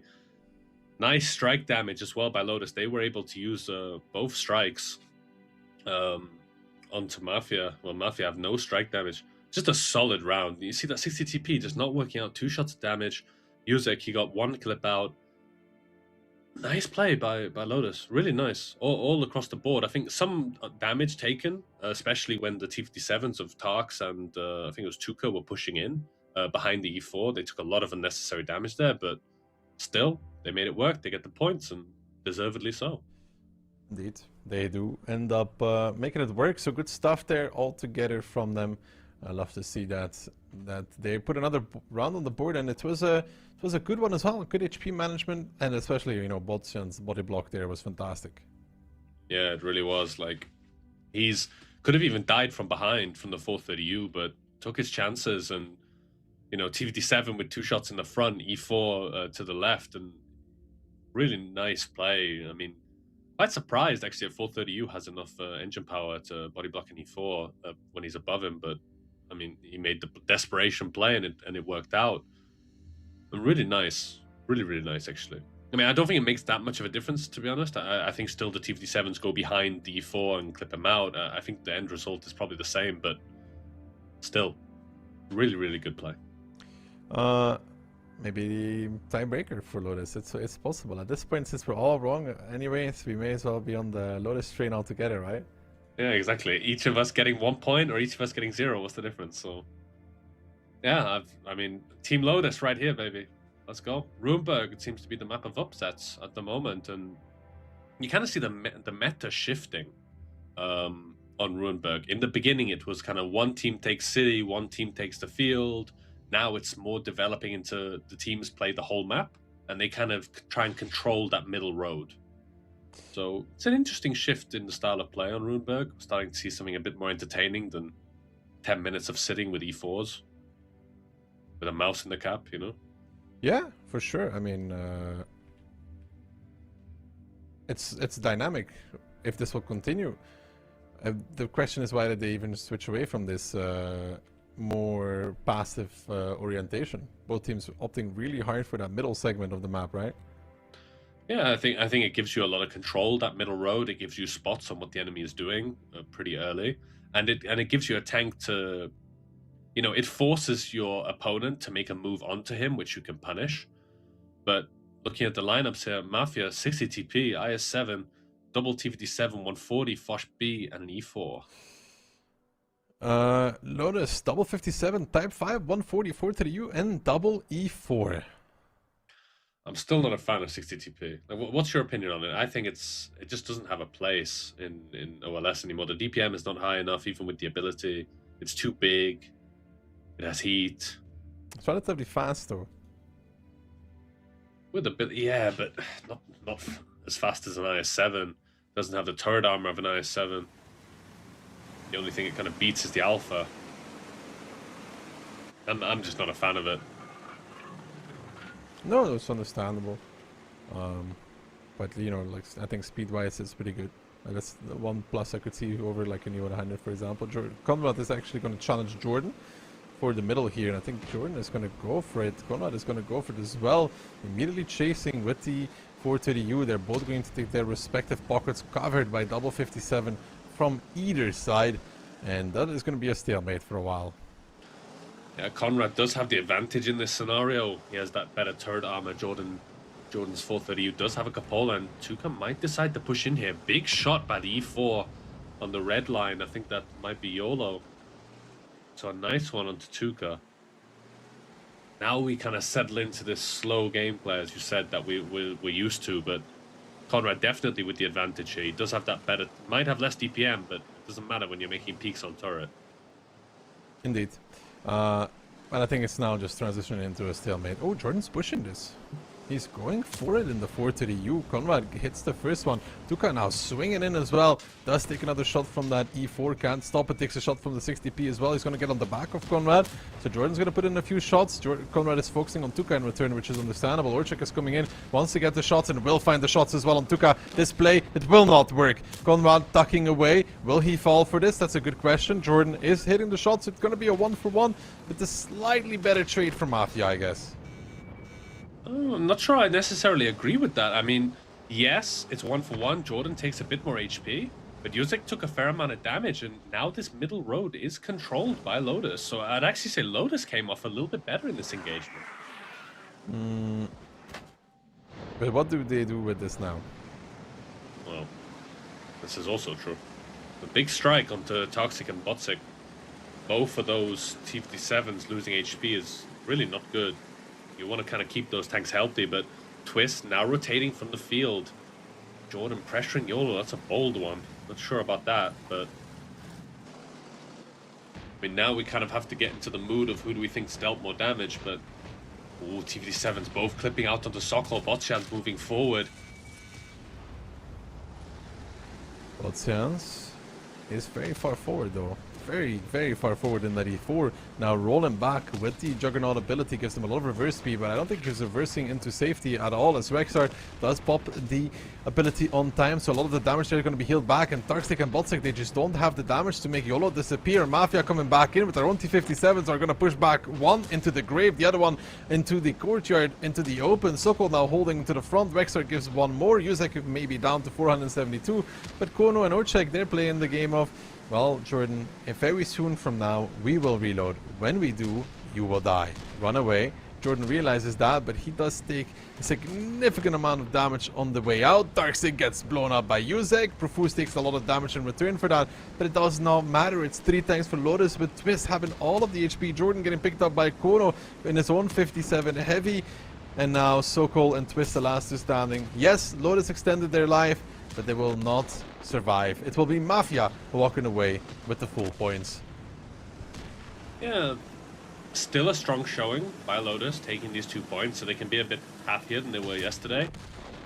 Quite surprised that Lotus made this play towards the end, pushing the E4 and the type forward to get clipped out. I think that was kind of their undoing. I feel if Lotus slows the game down with control of that middle road, they can maybe make something work, but props to Mafia, they took Lotus's inexperience and they punished them for it. The double TVD7 made that type lose so much HP, and the D4 was absolutely destroyed by the E4 Foch and 140 in the south. So nice play by Mafia overall. An expected result, but Lotus showing they've got some teeth in the competition. It's looking dire for them right now. It was a good showing from Lotus, but I guess not good enough still. Yeah. But it's something, you know, they can go into the next game with confidence, and I think they've fought probably their hardest game so far. They've got Cashback, W, and CTR, which are the weaker opponents in my opinion. So they've got some potential to if they win all of those games. I mean, it's a low percentage chance, but it's still a chance, right? So yeah. Keep the dream alive. Oh, for sure, for sure. But I think they would have to win out for that to even become. They have to win every game. And I don't even know if that is enough anymore. We'd have to look at the. They need W to lose. They need W to lose today, and probably they need to lose. W would need to lose all 3 of their games, I think. Same with CTR. I don't think that's that likely, though. You know. Well, yeah, I don't agree as well. But going to the next game, W versus Cashback, that's going to be a good one. And yeah, do you want to take it away with some replays? Yeah, when we come back, we will hit you with another banger of a match. But before that, let's take it away with some replays.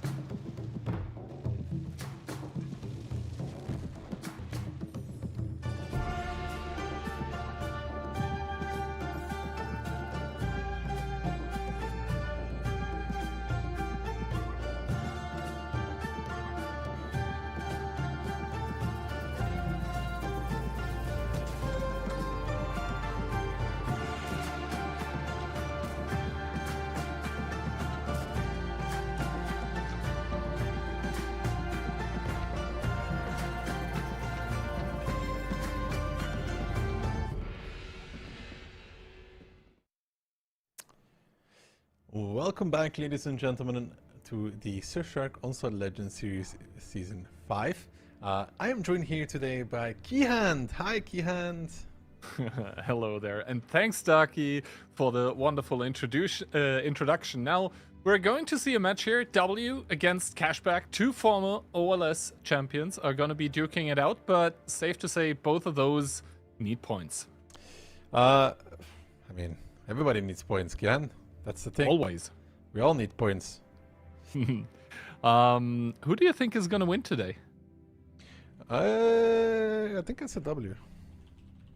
Yeah, I think I said the same. Anyway, team lineup for W here. Of course, all the teams had a mid-season player change available, should they choose to do so.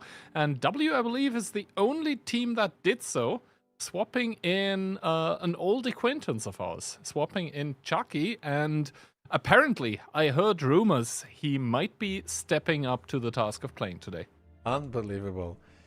They're gonna put in. They're gonna put him in. Great. Can't wait to see it. Cashback in return.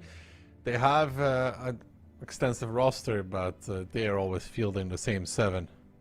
I think this is the first season that Cashback actually has 9 people on their roster, because, like, if memory serves correctly, the past seasons they were always playing with 8, with kind of the logic, like, if we are less people that are playing, then, you know, we have to share the prize money with less people. So there's that. But now 2 teams of 9, but only 7 are going to be playing per side, obviously. And, well, community prediction, I think that is the first time ever that we see a 50-50 split. Yeah. That is, I mean... Like an actual 50-50 split. Because normally when it's like, you know, 52-48, I always say like, yeah, it's basically 50-50, blah, blah, blah. This time around, actual 50-50. Making me think. IOS, though, above 3,000 DPG, that's not too crazy, actually, for the people that we are showing here. But keep in mind, those are actually the top performers. We try to select the best of the best here for you to showcase. But, yeah, still, I think he plays a bit of RHM sometimes, so you would expect the DPG to be on the lower side. Now, though, maps. W and Cashback both are teams that can play a lot of light tanks, and I think on Ghost Town that might come in handy. Not so much on Himmelsdorf, which is a very interesting map number 2 that Cashback selected. And then we are going to switching it up a little bit again on Cliff. It's all going to be about aggression. And I mean, hopefully, we are going to see a tiebreaker. That one would be happening on Murovanka. What do you think about the maps?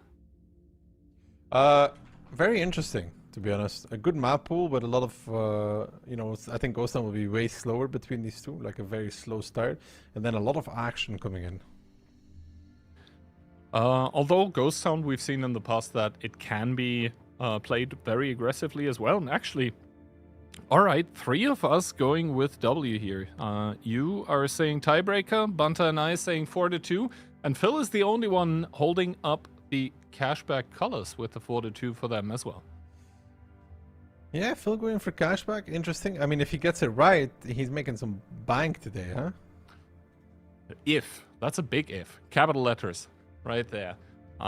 Let's hope, I mean, W wins for our sake, but of course, it's going to be between the teams to decide that one, and I believe for Cashback, Little is missing today. Also very interesting. Normally we see him in the starting lineup. Cashback bringing a 60 TP, also kind of an interesting choice in my opinion.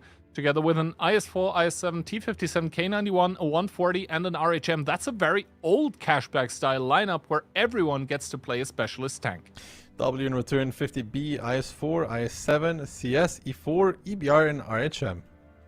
So W also not a single tank twice. Both of those teams relying on specialists this round. This of course means that neither of the teams is likely to immediately go for some super aggressive cap pressure. They just don't have the tanks for it. Instead, both teams going kind of for the longer game. And there, to be honest, W with the double light might be slightly favored. IOS immediately with the spotting run. I don't think any of the planes were used at the start of the battle. So the information for both teams is going to be lackluster here at the start.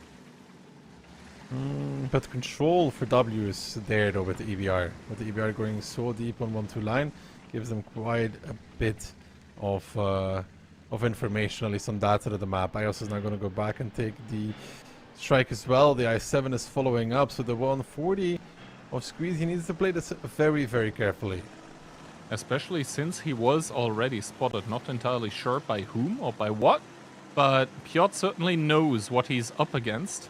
He was spotted as well, so Squeezy knows better than to play an aggressive position. Instead, he's already drawing back. I think that's a pretty smart play. Blind shot there in the bush, but alas, no one is there. But IOS with that EBR is going to be an absolute menace. Spots out Squeezy on the return, but no damage dealt as of yet. Also sees the T-57, but the first damage of the game has actually gone in towards Chucky, so a very warm welcome. That probably was a heat shell towards the player of W. Immediately takes a second one to the face. Yeah, good shot there for a good peek from Twilight, surprising Chucky. And the cap is still on with Mindbreaker. They could boost this if they want to, but W has enough control right now to just deny this, to be honest. And Chucky's probably not even really force close, but he can do this nonetheless. And he will. And they have the strike. That's all they need. So this cap is it's not putting damage pressure. And Chucky might even just reset manually as well. He misses the shot. Mindbreaker peeking. Retaliating, and so far his entrance has been not that good. No, Chucky basically losing half his HP for not really a whole lot, if we're honest, as Piotr starts peeking. But Mentos has arrived with the 50B and puts a few shots in there. I think even bounces one as Itox opts out of shooting here against Arco, who's probably playing the hold down there.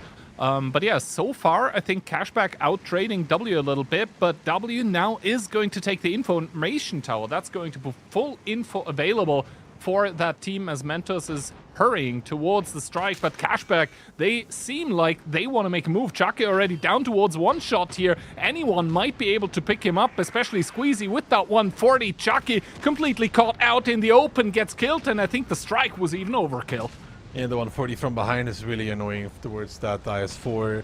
Piotr now in trouble as well, getting pushed on by Aka, another 60p being picked. Bandit may not like it, but the team seem to be a fan so far. And RHM for Liberty sneaking in from behind as Cashback is up in a gun, up in HP as well, and about to make that 2-gun advantage. Aphrodite reloading, finishing him off, and Twilight, yeah, gets pushed by Mentos, who has a full clip available, so that's probably a dead I-7, although he will just get around the corner in time, but still. 5 tanks for W, down 3000 HP, getting repushed on 1-2 line as well. Good start from Cashback.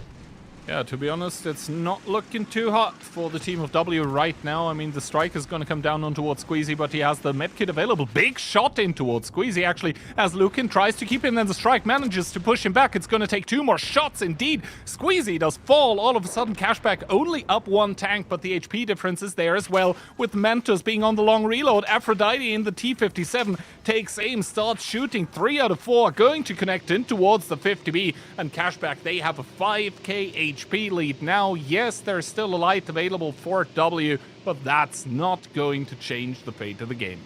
Rainmaker finds Mentos, and Klurf now pushing towards Liberty is also spotted out. So Liberty actually is going to play around with Klurf a little bit, play in the bushes, make sure that the RHM is spotted for as long as possible. Klurf coming to clear. Klurf will find, but he finds a shot in the face and finds a few more shots coming back his way. Aphrodite in the T-57 does not let Liberty die. 1 tank left standing for W. The start here ideal for the side of Cashback. Good start. Yeah, it felt like Cashback were just position-wise always a step ahead of W. The crossfire is just absolutely there. Chucky's trade's not really the best to start off with either. But to be honest, I don't think the trades were what really lost it here for W. Instead, it was the fact that Cashback seemed to be evolving around whatever W was doing and just, organically shifting their defense in a way that, W was unable to respond to. It was beautiful to see what Cashback did here in round 1. Yeah, it was a very good play, and they focused out the new guy on the block, right? Chucky in the IS-4. They kind of made minced meat out of him. I mean, certainly not the kind of welcome into the OLS that you would want as a player, but sometimes it's not about what you want, but instead it is about what you get, and the 60 TP, top damage. I mean, the gun can be kind of iffy, etc., but Onslaught, of course, fixing most of the issues with gun handling that a lot of tanks have. So, yeah, Aka, good performance coming out from him. The only one we can maybe fault is Squeezy on the team of Cashback. That is kind of a low score for a 140. Then again, he had his work cut out for them playing against an IS-7, plus he didn't know how many lights and other stuff behind him, because remember, at the start of the game, the teams were playing without a lot of information. So sometimes it is what it is, and you can't really commit in with the 140 to perma-inspire your team. Yeah. So really good stuff there from Cashback. Chucky getting only 1 shot off. He probably imagined it to go a little different, but it is how it is. Cashback starting off strong on Ghost Town. And I think for W already, the alarm bells here need to be ringing a little bit, because this looked like they were getting gapped basically on every lane, as you would sometimes say, right? Player skill-wise, it didn't look up to the task. Tactics-wise, I think they were getting outplayed as well. The timings were kind of off. For example, the 50B peeking against the IS-7 activating ability, not able to blast the IS-7. That's just timings. If you hit it a little differently, you're able to take out a gun. It might not change the fate of the game, but, hitting those timings always feels good. And W still is one of those teams that, needs those feel-good moments to perform. But, well, this round certainly wasn't one of them. Well, it is what it is. It was only the first round up, but it was already a banger. Let's see what the second one brings, right? Absolutely. I can't wait, because sometimes in between teams, Ghost Town can be sort of a Mexican standoff where for a couple minutes or more, nothing really happens. But at least if we want to take something positive away from the past round for W, it is that it seems like they came to play. They weren't afraid. But that's kind of the only positive, to be honest. I mean, question is, do we see a switch up in style? What are the teams going for? Is W playing double light again? That's the thing of Ghost Town. You can never really predict how the other team is going to play. I think, was it Season 4 or Season 3 where we even saw, like, triple light tank being played? I think at some point we saw 4. Yeah, that was kind of crazy. I mean, we saw definitely 4 on Moravanka, but, yeah, Ghost Town, it is possible to play ratty, so to speak. But none of that seems to be the case as of right now. Cashback coming in with an E100, an IS-4, Type 5 Heavy, CS63, WE50M, and a 140. I I think he's still going to switch if you're looking at Chucky. Well, you know, maybe not, right? IS4, IS7, BAT, E50M, 140, RHM, and probably not a T62A, but something else instead. I think W were calling for a reset here. And yeah, the reset is being granted. So, I guess someone's game crashed or something like that, because otherwise, yeah, the T62 can be, let's say, it can be used, hull down, but I think currently in today's day and age, the 140 is the undisputed king of, you know, Inspire mediums. Yeah, so far it will stay as that as well. I don't think that the mid-season update pushes it towards the AX. The 140 is just such a good tank actually now. It took me a while to start to like it, but you know, it's chef's kiss. Like the gun handling. No, when you liked it, it was kind of ass. But now, now it's like. I liked it when it was ass, so now it's good. So I like it even more. How's that? That means. Bro, it's like it's saying that Vance is an amazing equipment, and then like 6 months from now we buff Vance, we give double the effect, and you're like, oh, I do it all along, guys. I do it all along. I'm a visionary. I mean, maybe I am. Who knows? And maybe other people are as well. What do you do? But yeah, I mean, currently 140. I mean, there are very little maps, I think, where people deviate from the 140 pick. We saw it earlier today already on Sand River. I believe Profuse picked the Cent-AX. Of course, there, the Udas, for example, can be an option as well. Same on, well, not in the pool anymore, Westfield, but yeah, normally, I mean, the default Inspire medium right now, definitely the 140. I mean, I don't know what we would need to.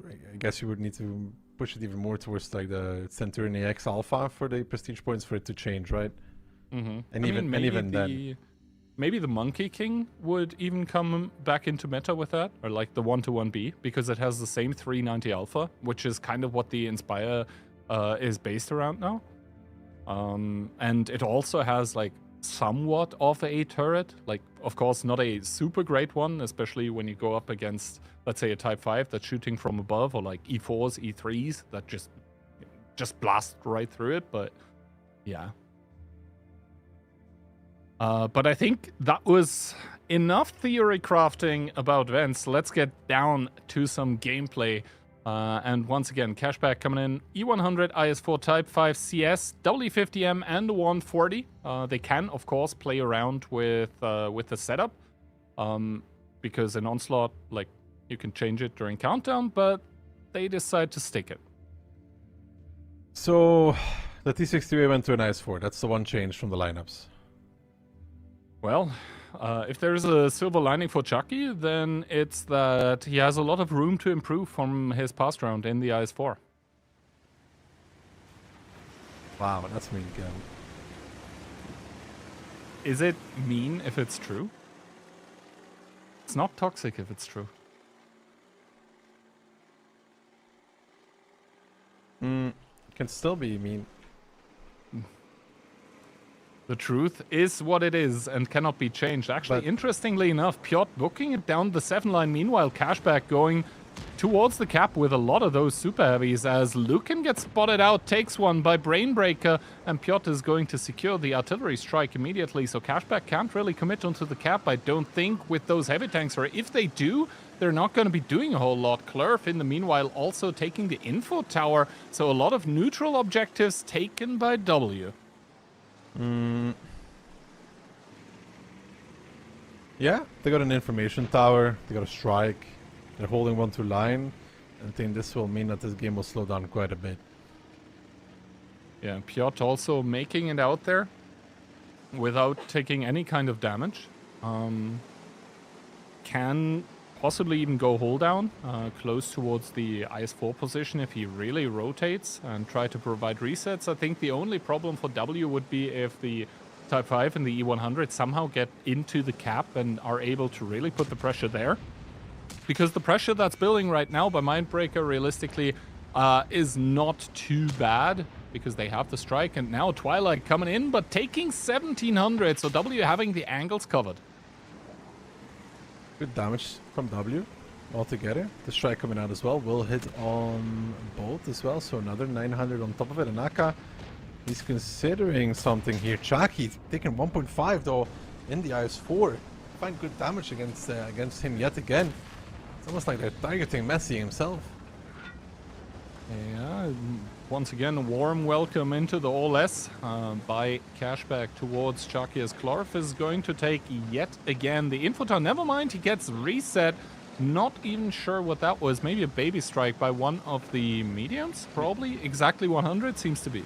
Mini strike. It is because Cashback wanted to delay the info that they're now being revealed with their push. They want to go for Piotr, Aka dropping down. Look at the mediums behind. Liberty, Brainbreaker, Aphrodite covering Aka against this play. Liberty even peeking out on towards the cap.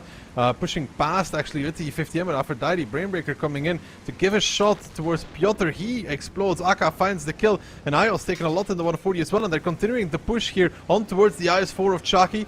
Lukin in the back though will be in a strong covering position. Chucky backing off, making the play that is necessary for his team. Itox in return getting pushed in the Type 5. He has Klurf on 0 line in support, and Cashback is trying to eliminate the front line. These heavies that are holding them back. They know that they cannot go for Chucky anymore. That strike's gonna hurt.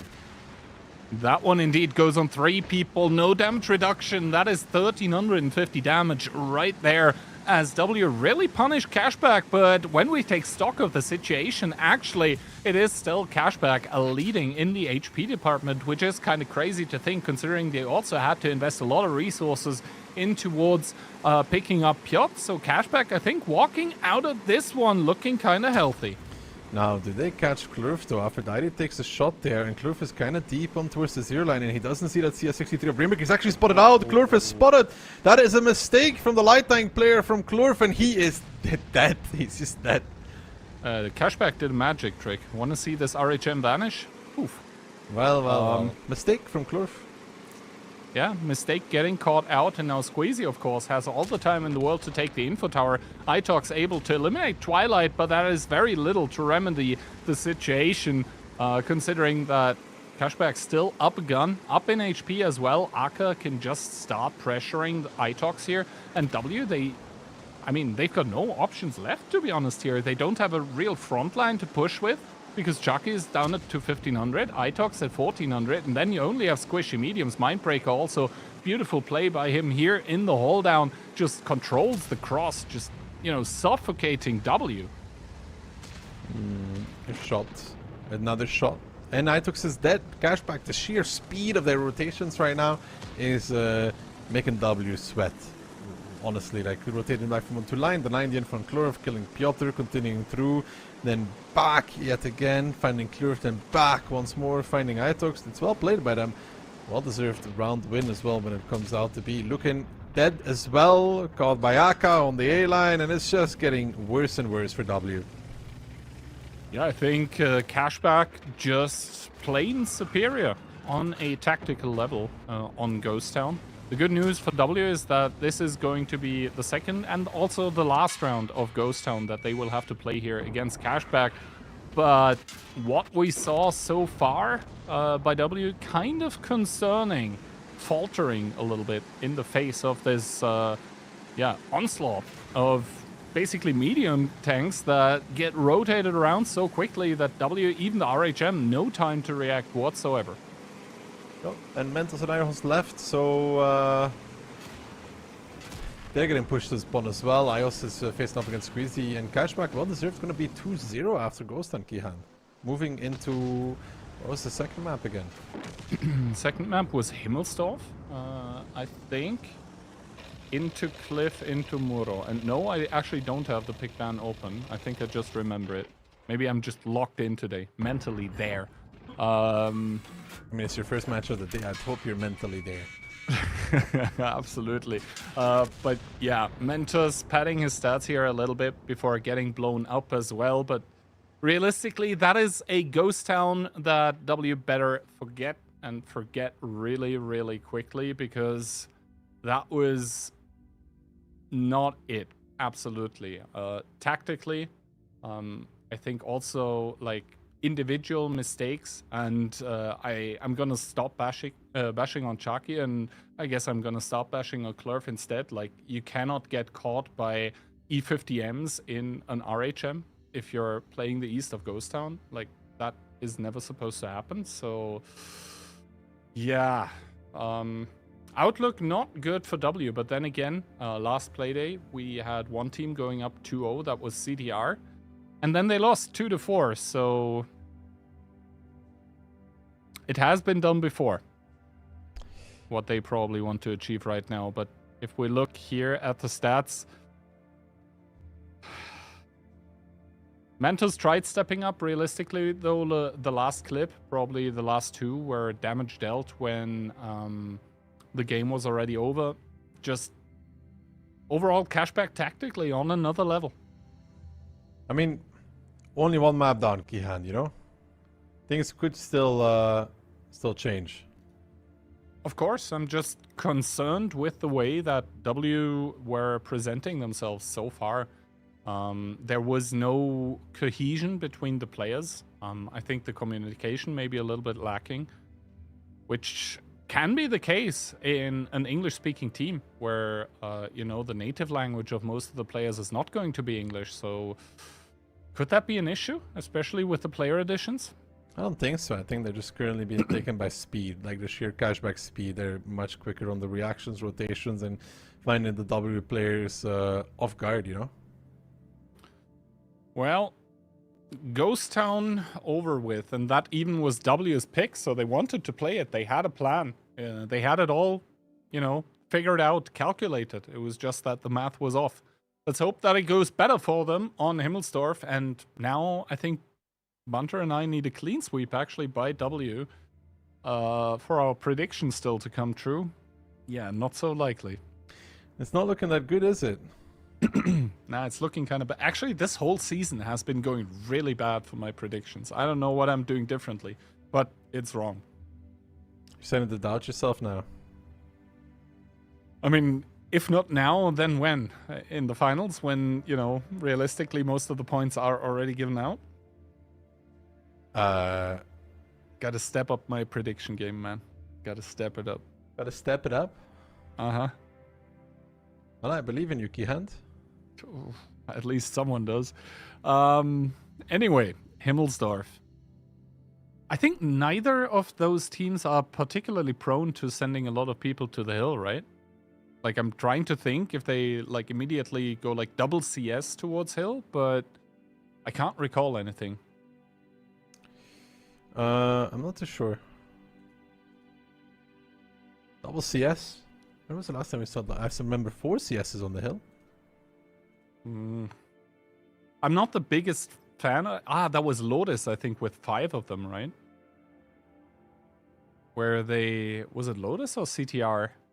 Where they, I think, managed to surprise Mafia by doing that. But none of these shenanigans as of right now. Cashback coming in with the double BZ75, IS7 140, double Bliska, and the Fosh B.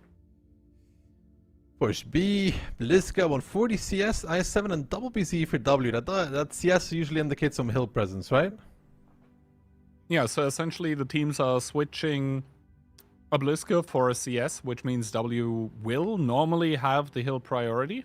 I do agree with you, but then again, we have seen CSs before that somehow tried playing the rails, but I always think that's a little difficult. The distance is just going to be much too low.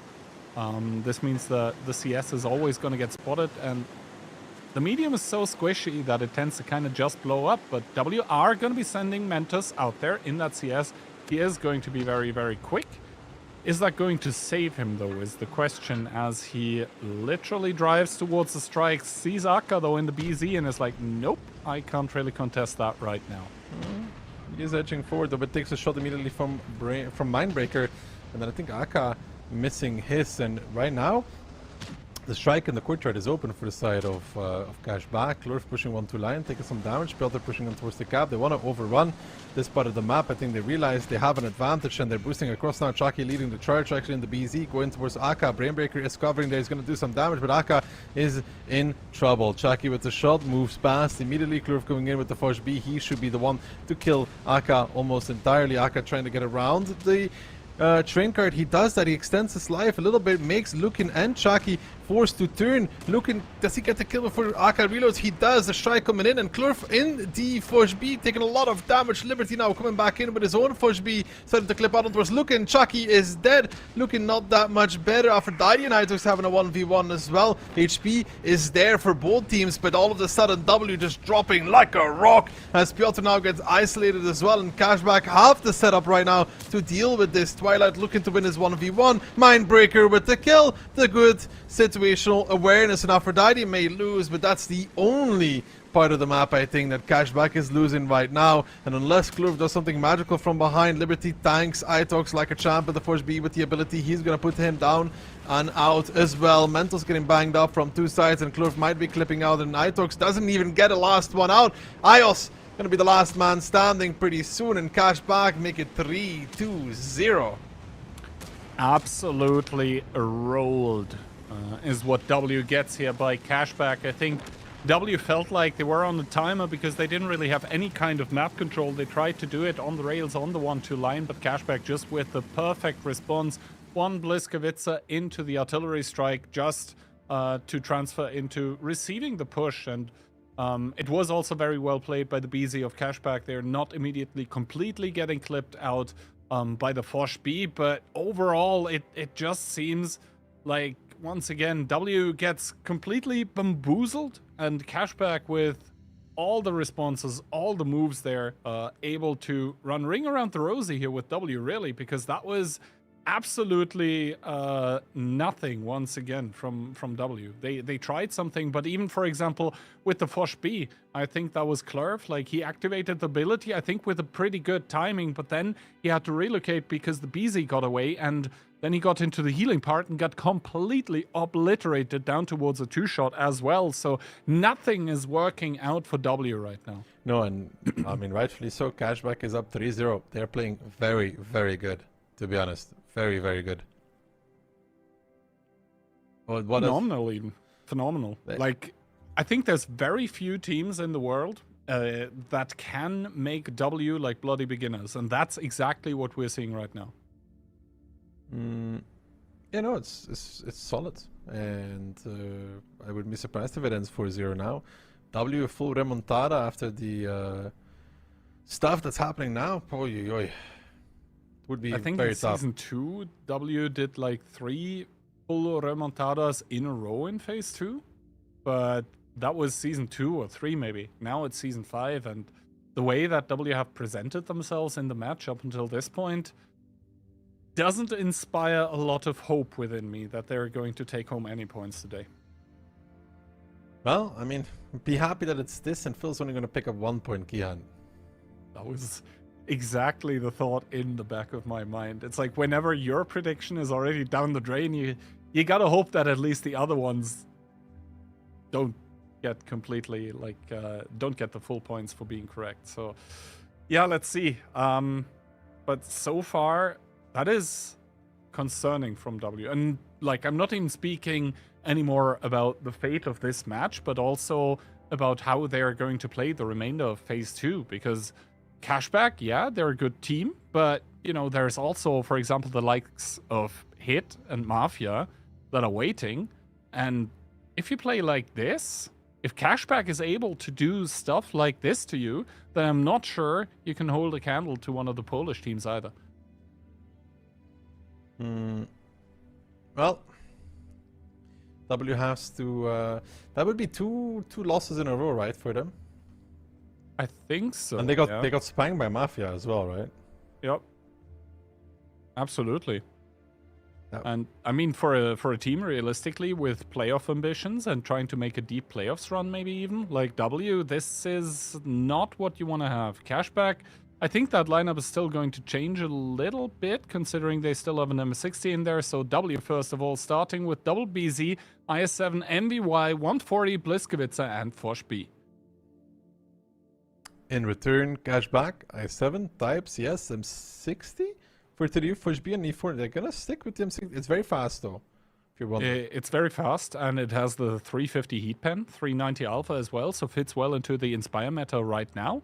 There is no reset being called, so the M60 it is, I believe, first OLS appearance for Season 5. We've seen it before, picked on an A at least, and think on a U at least once as well. But not this season, I don't think.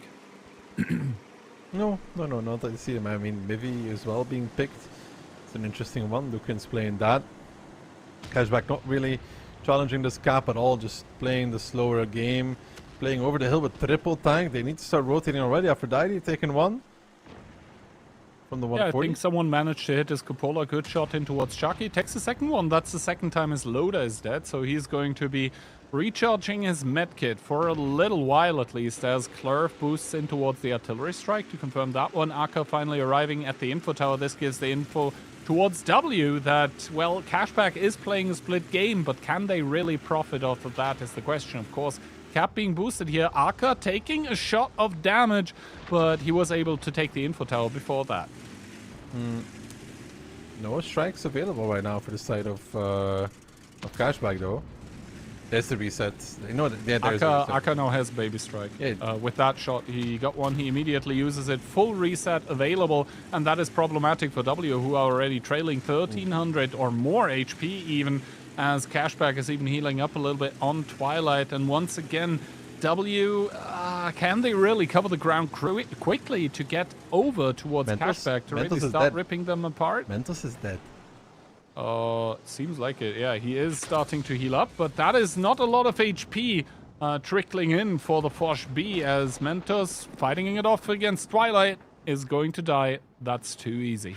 That is, yeah, that's a play. And now in the meantime, Aka and Squeezy finding some shots on the back of Piotr and Chucky on this hill. They're looking for it. They're finding some slight angles. Aka even nudging himself a little bit higher to get a better shot. They have a strike available as well. And I'm going to say it right now. This is 4-0 for Cashback, giving W not just a punch to the face, but a literal uppercut with a KO as well. Because this is not what W wants to be showing to the world, at least. Not giving really aspirations for deep playoff runs right now, as Cashback is just kind of schooling them on the Ghost and Himmels, at least.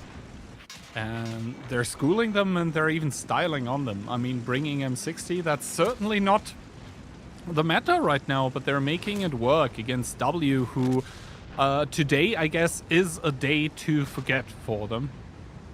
That was just not it. I mean, yeah, the game is still going on, but at this point it's just the victory march for Cashback down the 3 line to eliminate Chucky and the other BZ75, I guess, and in the 8 line already Ios getting chased by Aka, is about to have a Fosh B behind him as well, and M60, 100% win rate in OLS Season 5. Yeah, this feels probably for Chucky like we're doing something from China, and then the picture doesn't match what you're expecting. You know, it's like, this was not what I ordered. It's a lot smaller. The picture was deceiving. W going to lose 4-0. Ay, ay. Yeah, that is. If even Messi can't win it, then nobody can. No, I think today W not even looking like a shadow of themselves. Just there was nothing. Individually, I think a lot of misplays coming out. I would cohesion not there, like playing together. It wasn't visible. Tactically, they were getting completely obliterated. I mean, like, there's no doubt about that. I'd compare W's performance today to my Katki hand, completely neutered. Yeah, I heard something took place today, and I would say so true. Unluckily for W, you are, I think, correct in your assessment. Yeah, that was... I don't have... you see it above us, 4-0, and not a single one of those rounds were close. Like, Cashback was just styling on them for 4 rounds straight. And I don't have painkillers for their body weight, you know, like, it goes up to, like, 8 kilos, I think, so... Well... Yeah, no. That was tough. That really was tough. They're just getting owned, man. Like, I don't know how else to describe it. It's like, it wasn't close, it wasn't competitive. It's No, I mean, there's sometimes 4-0s where you're like, oh man, like that team that just got 0 rounds, they definitely deserved a couple. Like, no, here W, they don't even deserve the 0 rounds. Like, they don't even deserve to start in this match. Cashback just vastly superior, driving over them. And what do we make of W in this phase 2 now? That's the big question, right? Because first match that they played against Mafia got absolutely dumpstered. Second match now against Cashback, once again getting absolutely omega wrecked. Who is W missing this match? Jakifa and... Jakifa and... good question. Nepal. Ah, yeah, Nepal, true. Well, that was Cashback versus W, 4-0 for Cashback. But do not worry, guys, that was quick. But when we come back, we'll have one more match for you, which is also going to be a very, very interesting one. It's going to be Hit and Run versus CTR. But before that, a little bit of replays.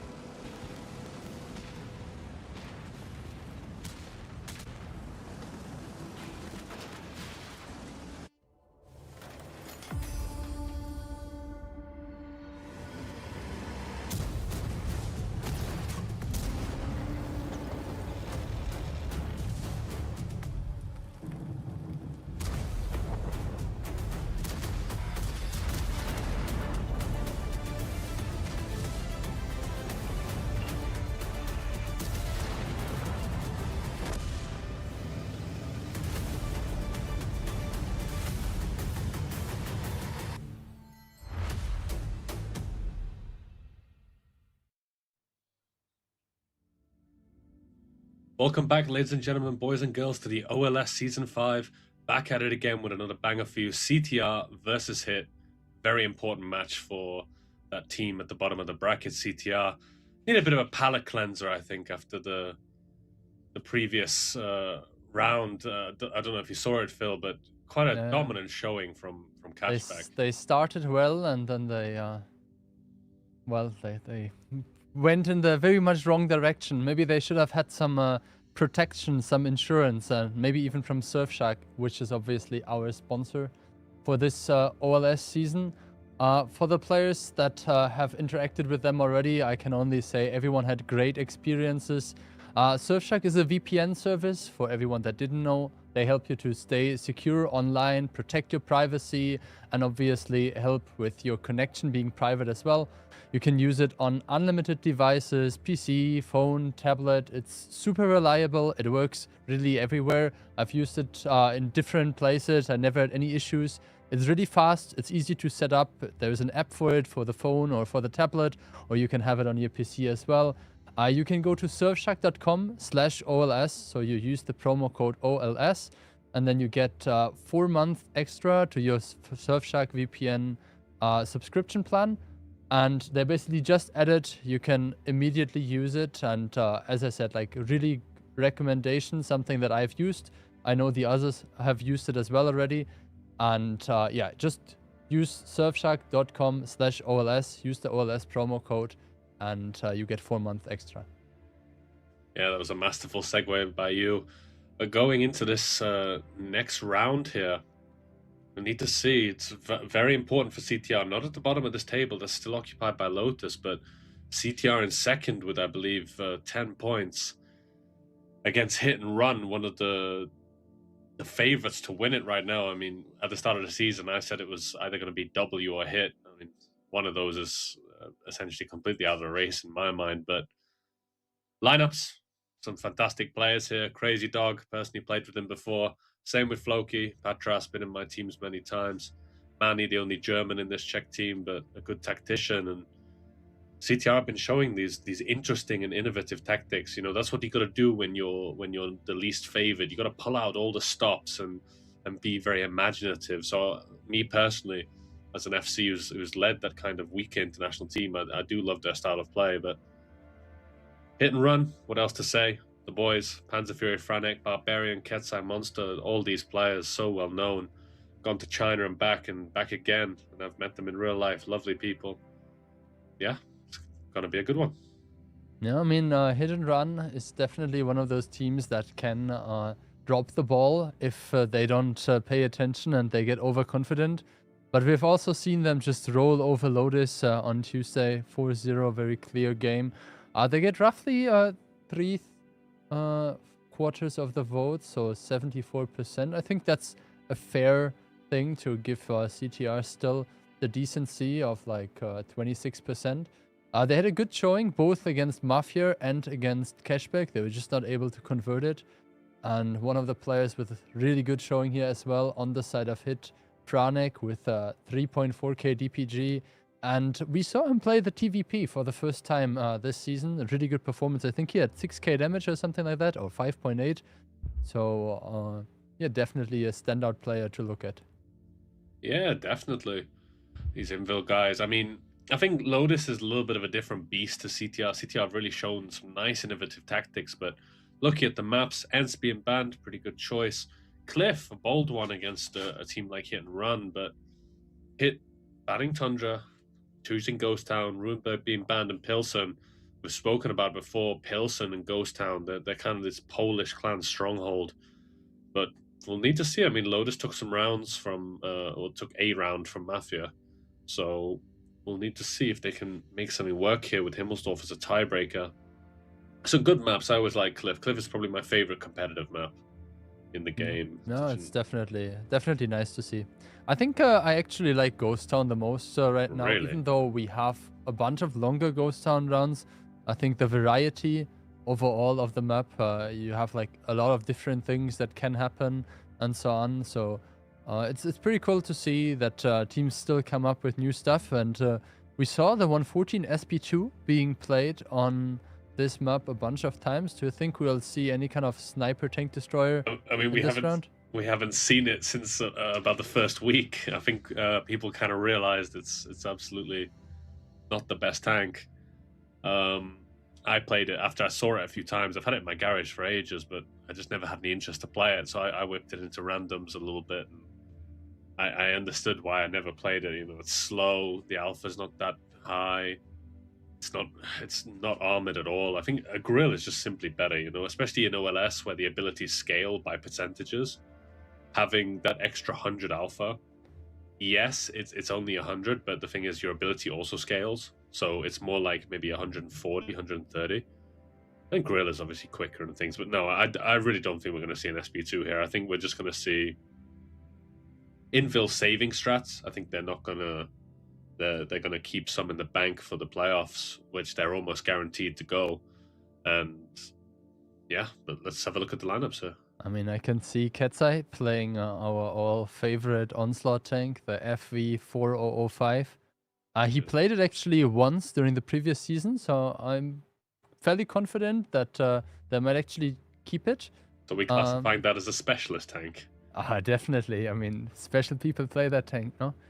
Yeah, but anyway, lineup CTR, triple BZ, triple CS, and 140. So we have the double E50M and no E50Ms on the side of CTR. I guess the CS basically is a bit faster, and with the strike can help to like reduce some like point of interest, capture or stuff like this. Even like the cap circle in the later stages of the game. No light tank on either side, that's obviously important. Let's see if Crazy War has a good time there against Ketzai, who is already aiming. Let's see, doesn't get spotted, he is in the bushes. Oof!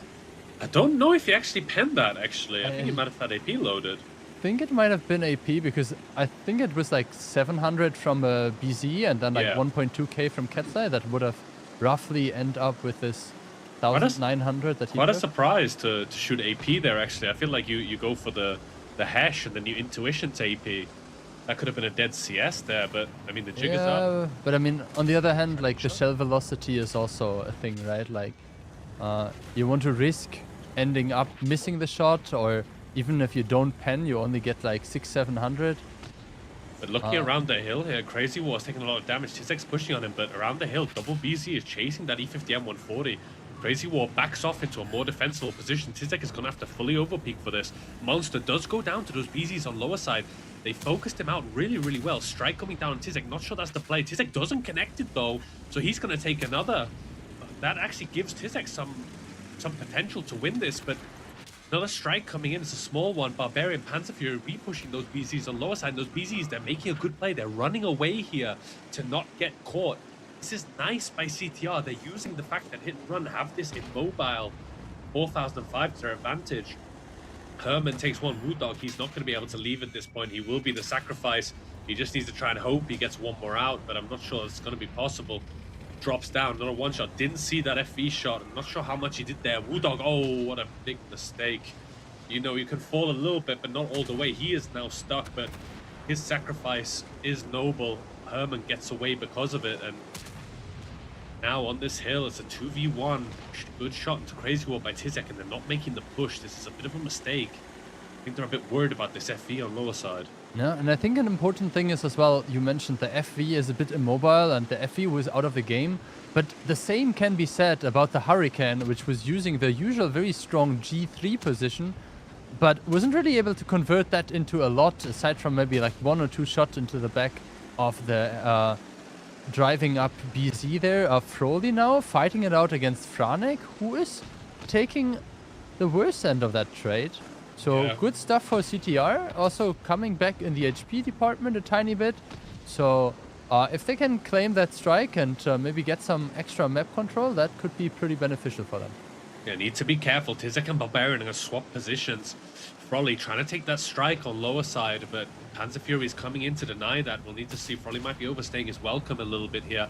Oh, Panzer Fury doesn't connect it, but he has Franek backing him up. But behind, the BZ from downtown gives a big shot to Panzer Fury. Big mistakes coming out from these hit-and-run players. And bear in mind, CTR do have that gun advantage, even with Woo Dog nearly in the water there. Way to I check think things a bit Barbarian more. will just like Yeah, put up the boost in. kill now, right? Yeah. Yeah, he picks him up. Strike goes down. Nice one. Another strike going down. It's a crazy war down and out. Ketsai aiming 3k damage in 2 shots on this 4005. He needs to put in the work because CTR, the guns may be equal, but one of those is in the water, not being productive right now. And the position's really in Hit and Run's favor. They have the donut. They have that hill control. Good Nice shot. shot by Barbarian onto Frolly and double HP. And it's looking dire right now for CTR. Now we saw a bunch of good ideas, and we even saw a bunch of mistakes from the side of Hit and Run. So CTR did not look like they had no chance, but you mentioned the HP advantage firmly in favor of Hit and Run. Even if Ketsai is holding a majority of that one, he will be able to reclaim another strike in around 30 seconds, and Wudok is not very healthy there. Same for Froley. Yeah, I think CTR had some potential in this game. They caught Monster around the hill pretty cheaply. I think they got the hill control, but they allowed Hit and Run to reclaim this hill with Tizek and Barbarian far too easily.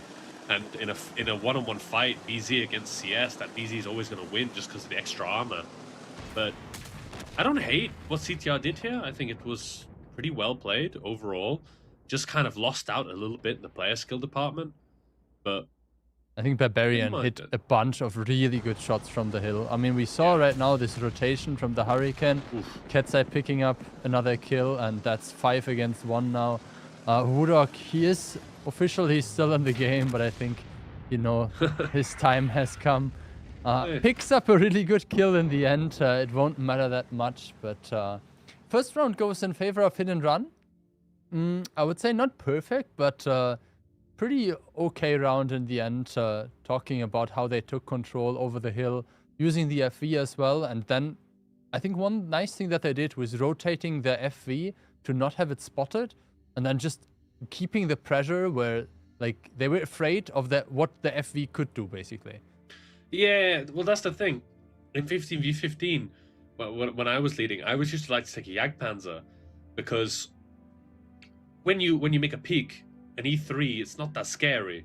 But when you make a peak and you know there's a Jagdpanzer somewhere, you don't really want to peak it anymore.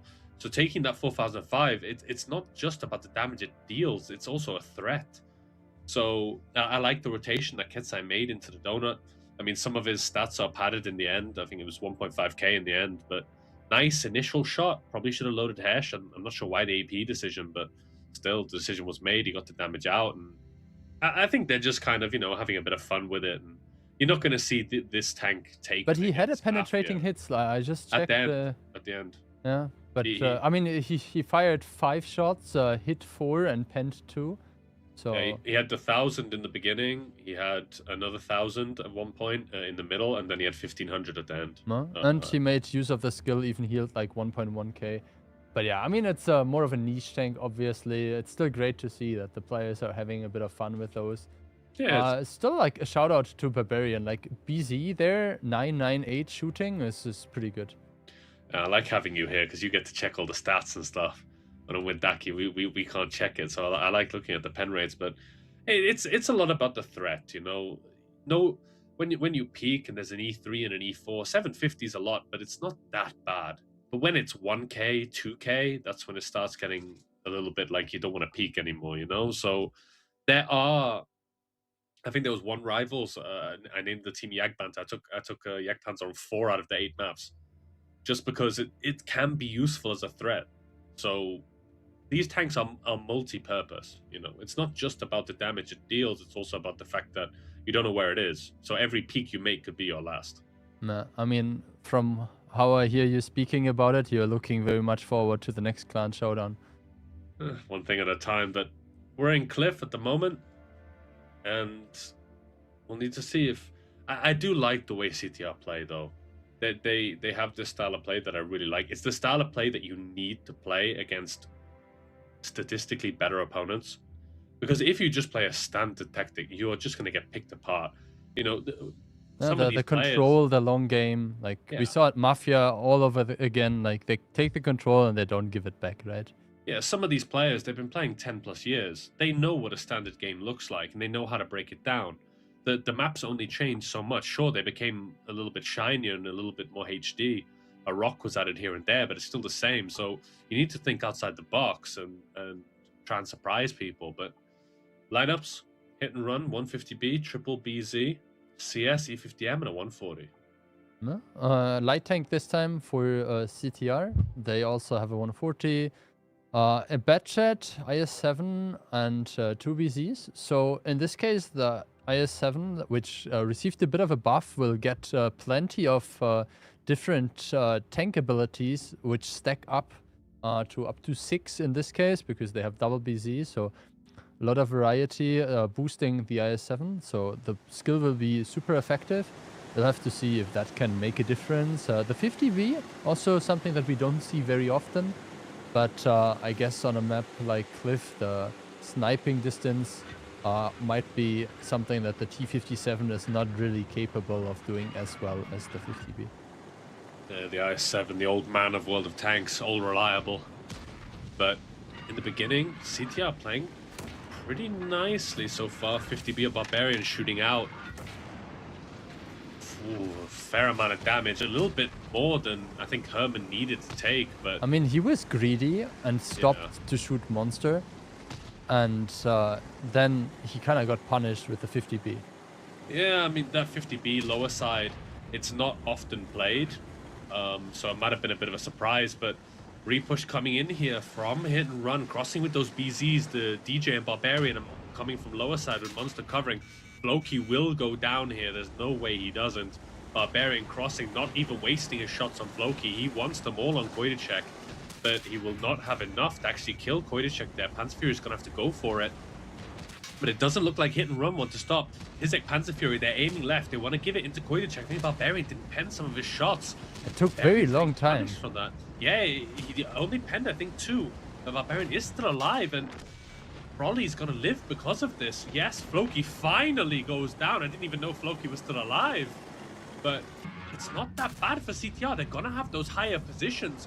Udog gives a big one into Monster. If Monster can die, same with Ketsai. Before these hit and run tanks can come back up on the upper side, there's big potential here for them to actually make this work. No, and you can see the HPs are still in favor of CTR. The important thing is that they need to get their tanks back in the game. You mentioned the full HP, more or less, tank of BZ Wudok there, 3.2k HP. If he gets into the game, he is a very dangerous threat. Yeah, but the light is still on the hill. I didn't even realize. I've only just looked at the minimap now. The light's still being on the hill. It's been over a minute, buddy. You can't stay there. Frawley going he's down. He's in the cap now, but he will not just cap through. No, he can't. I mean, the strike being taken by Wudok is good. The thing about this, that light needs to be hunting down Barbarian right now. I don't know what Herman is doing. He needs to do something here. Barbarian's a one-shot, and you have that light tank camo. The longer this game goes on for, the more hit and run are going to recover this. I mean, they can just kill him now from angles. There it is. Finally, but it's too slow, and we saw this against Motivacja yesterday. Herman not playing very well in these light tanks. But Crazy War bouncing the shot. Ketsai should be going down here. These bouncers are making big problems. Nice strike position though. Anticipating Ketsai, gives it into Panzerfury as well. Really nice strike there. Yeah, I mean, the push from like the hit and run team was very expensive, and then, you know, they did a good job with starting the push early, but it just took them so long. Like you mentioned it, Barbarian bounced some shots, and then the focus fire was not there to immediately eliminate the E50M, and hit and run was bleeding HPs. This was definitely a deserved round for CTR, but hit and run, if they would have been a bit less sloppy with their execution, this could have been their round as well. Yeah, Floki, it was just such a strange one. I wrote Floki off. I forgot he was still in the game when he died. He lived for far too long. Barbarian crossed. He has 4 shots in the chamber. That's 1600 damage against a 2k E50M, and I'm pretty sure he bounced 1 or 2 of the shots. So that meant the BZs had to finish him off with a double shot, which meant Floki lived for so long. And I don't know what Herman's doing. Yeah, I mean, it took him like way too long. It took him 10 minutes to leave the hill and another 20 to kill Barbarian. I don't have a dog in this race. I just love an underdog. So for me, I want CTR to perform here. But we saw this yesterday against Motivacija. He was playing the EBR and not being productive when you need to be constantly... If you have one less fighting tank, like CTR won this with 6, in my opinion. No, I mean, Barbarian has 8-6-4 in the 50B. I mean, I understand that at the beginning, the shooting maybe wasn't perfect because it's long distance on the RHM. But yeah, I mean, that's not enough. Yeah, I think he hit 2 or 3 on Herman going up. I'm really surprised. It's an E50M on flat ground. It's very surprising that Barbarian didn't connect more shots, but this was just a strange one. Floki got out a lot of damage as well. Nice strike damage by Wudog. He got on both of them. Yeah, it was overall a very strange game. I think Herman was spending a lot of the game shooting Monster on that balcony position, but you got to shoot and move. You don't just shoot. You got to be being proactive. He could have been behind enemy lines, killing Barbarian much earlier. And in my opinion, this game's only close because he was out of game for so long. But again, CTR winning, deserved points. Daki won't get his prediction correct, but we're still all on the money. So yeah, going into Ghost Town now, I'm concerned for CTR. I like how they play tactically. I really do. They're nice and innovative. They're playing quick, unique, aggressive strats, which I really like. But going into maps like Ghost Town, where the light tank is so important, and I just can't see that Herman is up to the level of people like Little and like Ketsai, Monster, you know, the top EBR players in every team. Clerf. I mean, most of them play RHM, but I know what you mean. Yeah, well, RHM, EBR, it doesn't matter. It's still a light tank. So it still has the same style of play, even if EBR doesn't get the plane. But there needs to be an improvement on the CTR side if they want to be contesting on these open maps. But I think in the end, like, it's still, like, for their moral right now, it's much better to get out of the first map with, even if it's a not fully in their own hands victory, it is a victory, so the score line doesn't change. It's still 1-1. And like, dropping Cliff 2-0 would have definitely not been great for the whole team spirit. Now it's basically back to a best of 5, and all the cards are still on the field. So they can pick up whatever aces they want to have, and potentially steal some points from Hit and Run. Ghost Town is a map where lots of things can happen, but we'll have to see.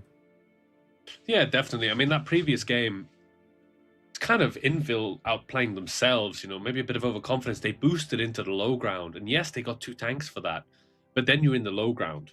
So, you know, as in all things, including Star Wars, you know, the high ground is always more important because then you're just showing turret, you can use your gun depression, you can always see what the enemy's doing, where they can't see you. So kind of taking those 2 tanks on lower side and sacrificing the high ground, I mean, as we can tell, it wasn't worth it. But looking at the lineups here, Quad BZ, E100, IS7, M140, looks like Hit and Run are going to try that, you know, the 6-line BZ push, which is very difficult to pull off. I mean, they could also just push the cap, no? True, but Hit and Run really don't feel like that type of team to just push the cap, you know? I don't think they've ever done it. I mean, they overpushed a couple of times, but yeah, we'll have to see. Batches are not necessarily great against those heavily armored BZs, but in the later stages of the game, if they can get some distance, that's obviously a beneficial thing towards them. 3 really mobile tanks on the side of CTR that can play all around, basically, the camouflage mechanics and so on, making best case a couple of distance shots and then being able to recharge a plane, shorten the the clip reload as well for the Batchets. Monster is the first one that makes it in. We'll have to see if there are some decaps. Yeah, so we saw the BZs in the beginning of Hit and Run. They reversed to be not spotted by the plane. So that triple BZ hit squad is unspotted right now. So we're going to need to look at the minimap and see what those BZs are doing. Looks like they're going into the cap in a kind of a bit of a sneaky way. Yeah, Tizek goes on the crossing and takes a lot for that, but he's going into 2 bat shots, so that's not going to be what he anticipated. Tizek is going to go down basically for free here. And that's going to force Hit and Run into a reaction. They're boosting off the cap with the BZs into Ivo, but they're not really finding him as of yet. Koidicek also pulling back into the crossfire positions. Ivo's going to take one more from Barbarian before he gets around the corner. But it's not that bad. They get that IS-7 essentially for free.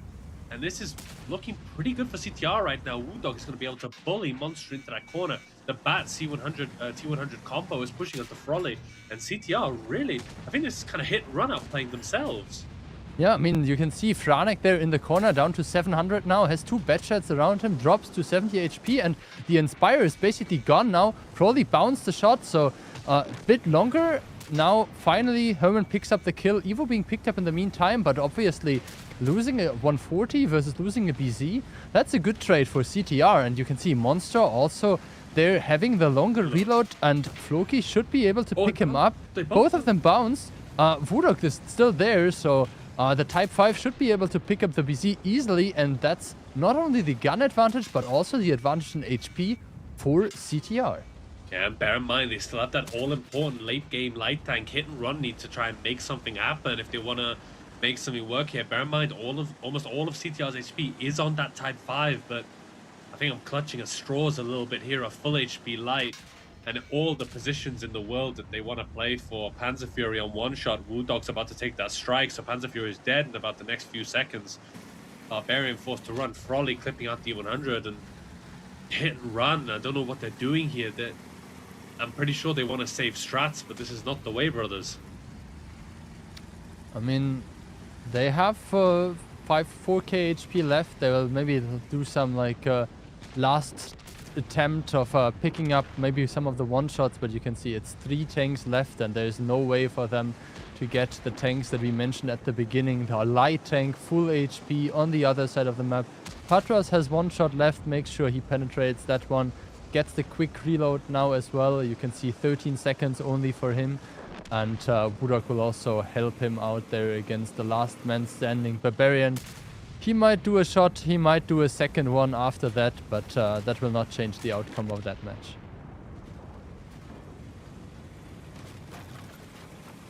Damn, that's 2-1. CTR is leading.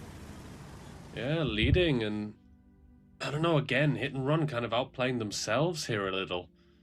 Just trying to make this BC push work. We've seen it a few times in Phase 1. It's just not working.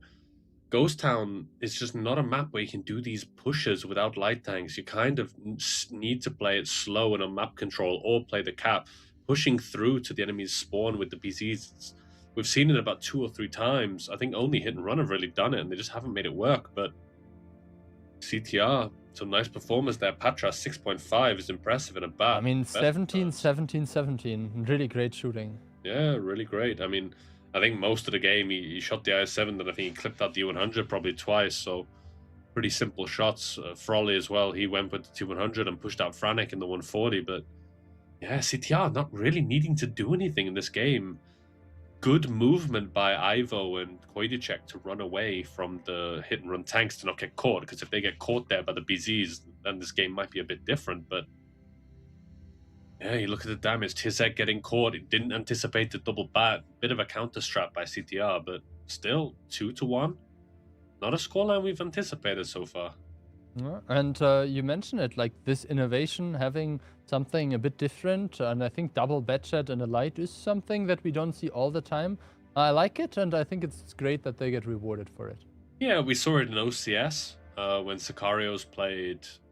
Can't remember the name of the other team off the top of my head, but they played double bat there.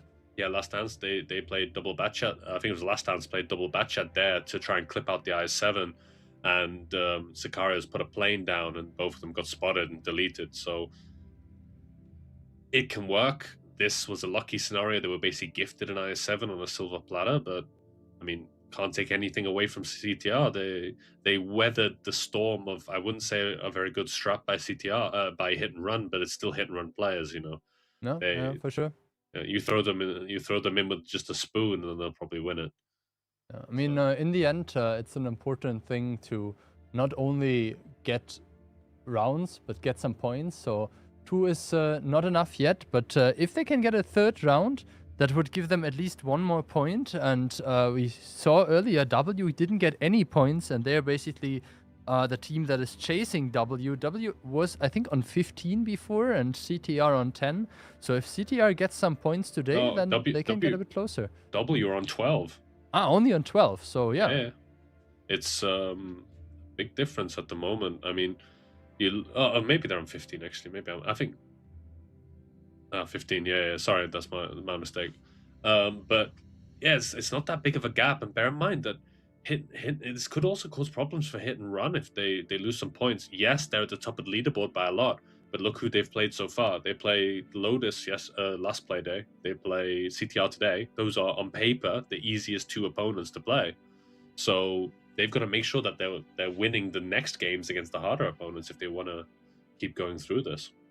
Yeah, and it looks like now Hit and Run coming in with a light tank as well. Monster will play the T100. We have triple Type 5, a T57 T-Sec against Redemption Arc in the IS-7, and Froley this time with a Yacht tank on the side of CTR. Yeah, the battle of the playstyles. Hit and Run, big, fat, and heavy. And CTR going for that more mobile but high DPM lineup. Double 430Us against Types. It's quite a brutal one. You know, it's what is it? In Warhammer terms, it would be like fighting a Nurgle. You're just they're healing while you're doing damage. I mean, a lot of Nurgle and World of Tanks is just a tier 8 tank, so I'm pretty sure we'll not see it today. But yeah, you can see triple tank being rushed into the cap. Froley would have to be very quick to reset Monster there. There is an HED cap, but Monster was not the one holding the I think that would be very expensive. Yeah, Patras pops that ability super late, so he's not going to heal back anything from this. They're going to both give one. They wait till the ability pops off. Patras, my friend, this is not the way. You might even get rammed to death here. Barbarian picks it up, and they're forced to push off the cap, but they're pushing into these Type 5 heavies. Ketsai is the lowest HP, but he's shielded. DJ and Panzer Fury are kind of blocking it. Franek hits support on the side. Ivo forced to push off against him. T100 coming in, and the Rheinmetall of Herman is completely out of game right now, not doing anything at the moment. But Hit and Run are just absolutely pushing through this high DPM and fire as well on Koitacek. Yeah, I mean, there's a lot of DPM, obviously, from things like the 430U and the double CS, but the Types are very much capable of holding strong there. Franek will be picked up, not great for his KDA. He fluffs another shot, gets picked up by Evo immediately, but 3 tanks left on the side of CTR. That was a bit of an all-in thing, where they push into the cap circle and then try to either cap or get out of the cap and overpush something, but pushing into all those healthy Type 5s is really not something you want to do. Yeah, Patras so slow on popping that ability. I don't understand. I think the reasoning is that the HP recovery has a flat base amount and then a percentage value based on the receiving, the incoming damage, right? Okay, and well, he healed 70 this game, so no matter what, he was wrong. I mean, the idea is basically that if you're in a Forge and you think that you will survive for some shots, you can basically put some of your own shots in first to boost the ability to level 2 or level 3. But yeah, it was a gamble and it didn't turn out well. I mean, the type of, I think it was Ketsai, he peeks side on, so Patras should give one and then pop ability, especially when you see 3 types, but he took 2 type shots, popped ability ran out and took 2 more type shots. Herman was out of the game for quite a long time. Yes, he's the light tank, he's less important in a match like this where it's about a straight fight of HP versus DPM, but still out of game for so long in that light tank. You're not getting your DPM, and they take the RHM because it has more DPM than the T100, so... very disappointing here by Panzer Fury to not have HE loaded. I would like to subtract some style points from him there. Yeah, I do always like the big number. It's always very satisfying, but CTR, an interesting one. I think they anticipated a different style of play from Hit and Run. I think they anticipated Hit and Run to play more control, like we've seen in the previous rounds. But they came out, they surprised, triple type in the middle. It played completely counter to what CTR wanted to do. You know, it's 430Us versus types on flat ground. The types are all sitting in a circle, so they're going to heal each other the whole time. And yeah, if we look at the damage, it's just not there. Patras, he got out almost his entire clip. No, he did 665, so he shot the whole clip, but it wasn't enough. And actually, he has 49 HP restored. Oh, wonderful. Not even 70. You gotta, like, that's like me when I play Fosh and Onslaught, you know, you take the damage, then you pop ability. But, I mean, the damage is good on CTR's side, on paper, but bear in mind there's 3 types, and those types are healing each other, so the damage is heavily inflated. Damage on Hit and Run side, yeah, pretty good. Frantic was chased. I expected a bit more from Frantic, actually. Yeah, I mean, he was running away, didn't really... What was DJ's pen rate? So little damage. He did 3 and 2. I think he was just not in the right position, and I mean... Yeah, but they were all together. All 3 yeah, of but them like were in the same position. He had 1 HE shot, which he didn't pen, and he had to pick up 2 kills, right? So if you're the one that picks up 2 kills with a 700 alpha gun, you'll always end up more towards the bottom of the damage. Because you just like lose out on so much reload. Yeah, very true. But yeah, at the end of the day, we look at these stats and then we forget about them when we look at the points. So going into Pilsen now. Yeah, I mean, for me, Stronghold. This was always a map where, you know, the teams that have the better control and the better like understanding of how to execute a longer game. Like basically, the longer the game goes, the more like not just the initial strat and the initial like starting positions matter, but also your rotations and your adaptations. So experience matters a lot. But we have seen some surprise pushes as well on Pilsen. We'll have to see. Maybe we'll even see some surprise tanks. I mean, the thing is that if we review the previous 4 games between these two, if we look at Hit and Run's losses, was it CTR winning or was it Hit and Run losing? I mean, CTR definitely got the points, but I fully agree with you. There was a bunch of things that could have went a bit better for Hit and Run, and maybe the scoreline would have been 3-1 or even 4-2. Sorry, 4-0. I mean, on that cliff, they dived into the low ground, some bounce shots coming out, and when you go into the low ground, you're banking on you making those kills is gonna pay off so that when you repush, you have the extra guns. And looking at this ghost town, I just think it was a bad strat, to be honest. I feel like they just said, let's pick 4 BZs and see what happens. One of those. Because this type of 6-line push with the BZs, I've seen it maybe 3 times now, and they've lost all 3. So I think this needs to be sent back to the drawing board. But now I feel that Hit and Run are going to step up. Pilsen is kind of it's a very player skill heavy map because of it's all about timing and about individual decisions, less about tactics. You can't do that much tactical on this map because it's so open. So we'll need to see, but lineups, IS7, double type 140, Fosh B, double Fosh B, and an RHM on Hit and Run side. Yeah, triple BZ of type 140, Fosh and Herman again in the light tank. Yeah, I mean, the lineups are not that different, right? Do you want me to spoil what CTR are going to do? I spoke with their FC, so I know what their tactic is. Tell me. So they'll boost triple BZ into the cap. Type will go through the middle to block, so they can't block the cap, and the rest of the tanks will play on one line. Let's see if that turns out to be correct. They are definitely moving with the BZs towards the cap circle, but... No, RHM will deny the strike, of course. Yeah, but there are 2 types from the side of Hit and Run moving immediately towards that area as well, and Herman will not just fight Monster, but also potentially Franek. Yeah, no initial connection, which is good. The radio tower being taken by Monster, a bold one to take that info tower so early, so full info by Hit and Run. They know about that light tank on the Zer line. Triple cap is on. No strike in the middle being taken or on the field because Herman can't deny this one. So Hit and Run are going to need to commit in, and I'm not sure if Floki will be able to block that. He looks like he's going to try and body block this cap.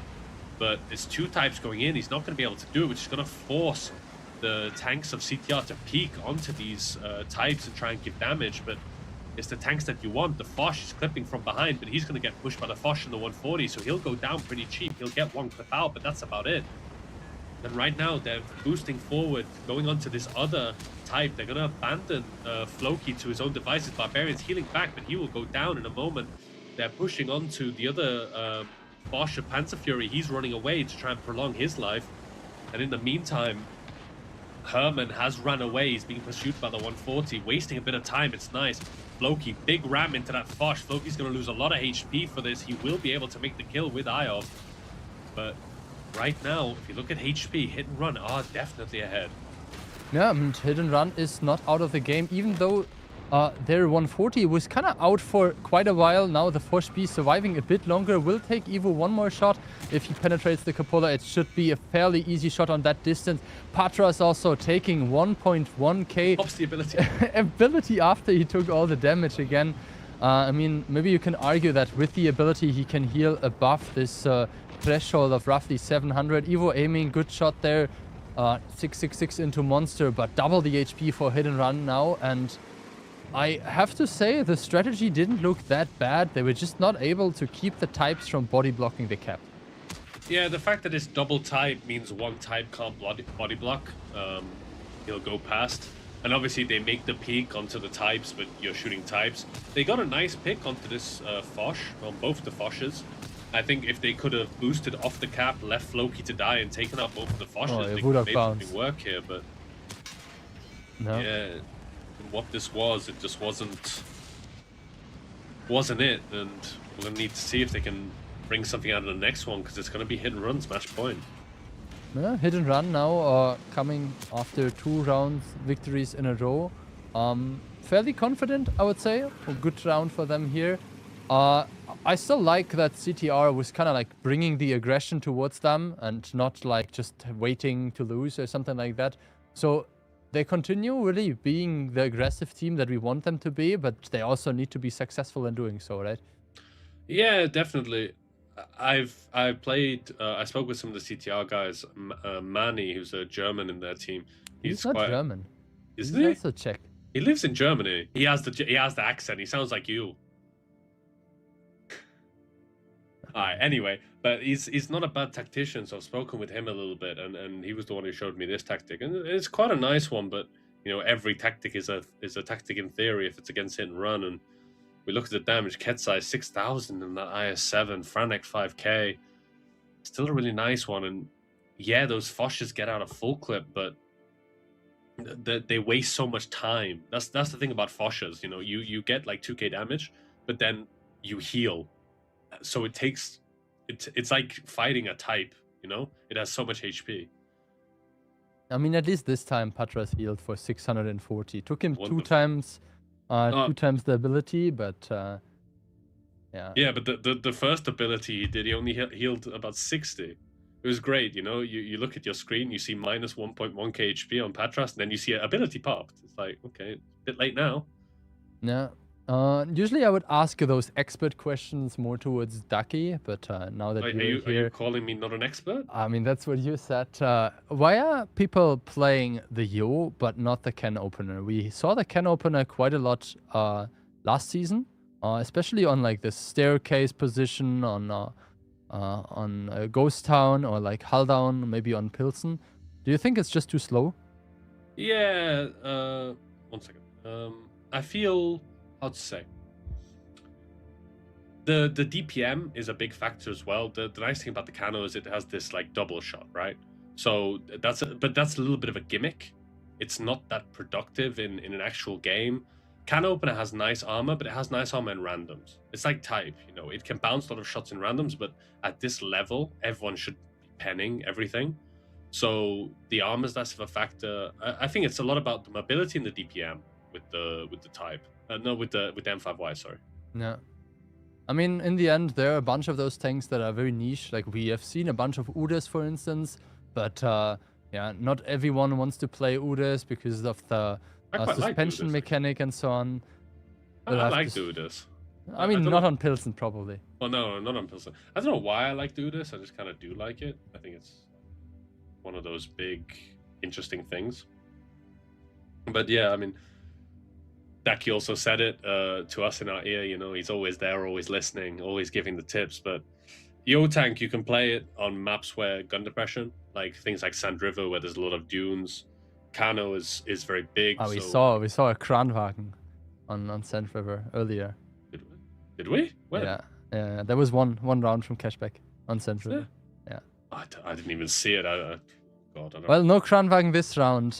Double push B on both sides. We have an E4. Kind of interesting to only have one E4 in 2 rounds of Pilsen here. Looks like fairly good spotting initially coming in. 6 spotted by the plane of Monster, who immediately gets the replay. And you can see Herman not being able to get another plane, meaning he only spotted 3 or less tanks. Monster is thinking about getting the spotting point, decides against it, spots out Herman again, and hit and run starting also with 1.7k HP up. Yeah. Nice simple position by Monster, taking that passive bush. Gets the info onto Herman. Herman will obviously reveal that info. Looks like he's just peeking the ridges right now. Ketsai approaching unspotted. Won't be able to decap this strike. Now it just seems a bit of a passive game. I think CTR almost can't believe their luck that they get the strike for free. No, I mean, you can take a look at the B9 positions. They had 2 Foshs and were maybe considering pushing 0 line, but then made it into the cabby. Now they're pushing forward again, and I think being the Foshes that are pushing is not the greatest scenario, because if you get spotted first, you'll take some damage, and the J9 position can easily be left again. So hit and run might have like an advantage there. Good shooting there coming in from Ketsai. He trades his 500 alpha for just 1 shot by, I think, one of the medium or light tanks. Now he needs to be careful. He only has a 140 covering him. Double medium tank approaching, and I think the first Fosh is getting spotted. Cody immediately getting ammo rack. That doesn't really matter if he can survive the first chunk, but down to 500 HP, they really need to pick him up, and there is the first kill. Immediately Fosh eliminated. Yeah, a little bit unlucky there by Koidicek. He didn't anticipate there could be 2 Foshes. The IS-7 goes down pretty cheaply, but Floki is going to fall in a similar manner decently for free here. He has minimal cover apart from the E4. And putting shots into that Rheinmetall Panzerwagen. Floki does make a connection, not enough time to intuition to HE, but still an important one. And in the meantime, CTR chasing down these reloading Foshes on that line. Floki will go down. Branek down to a 1-shot, gets taken out by Herman. Beautiful shot there before he can get around the corner.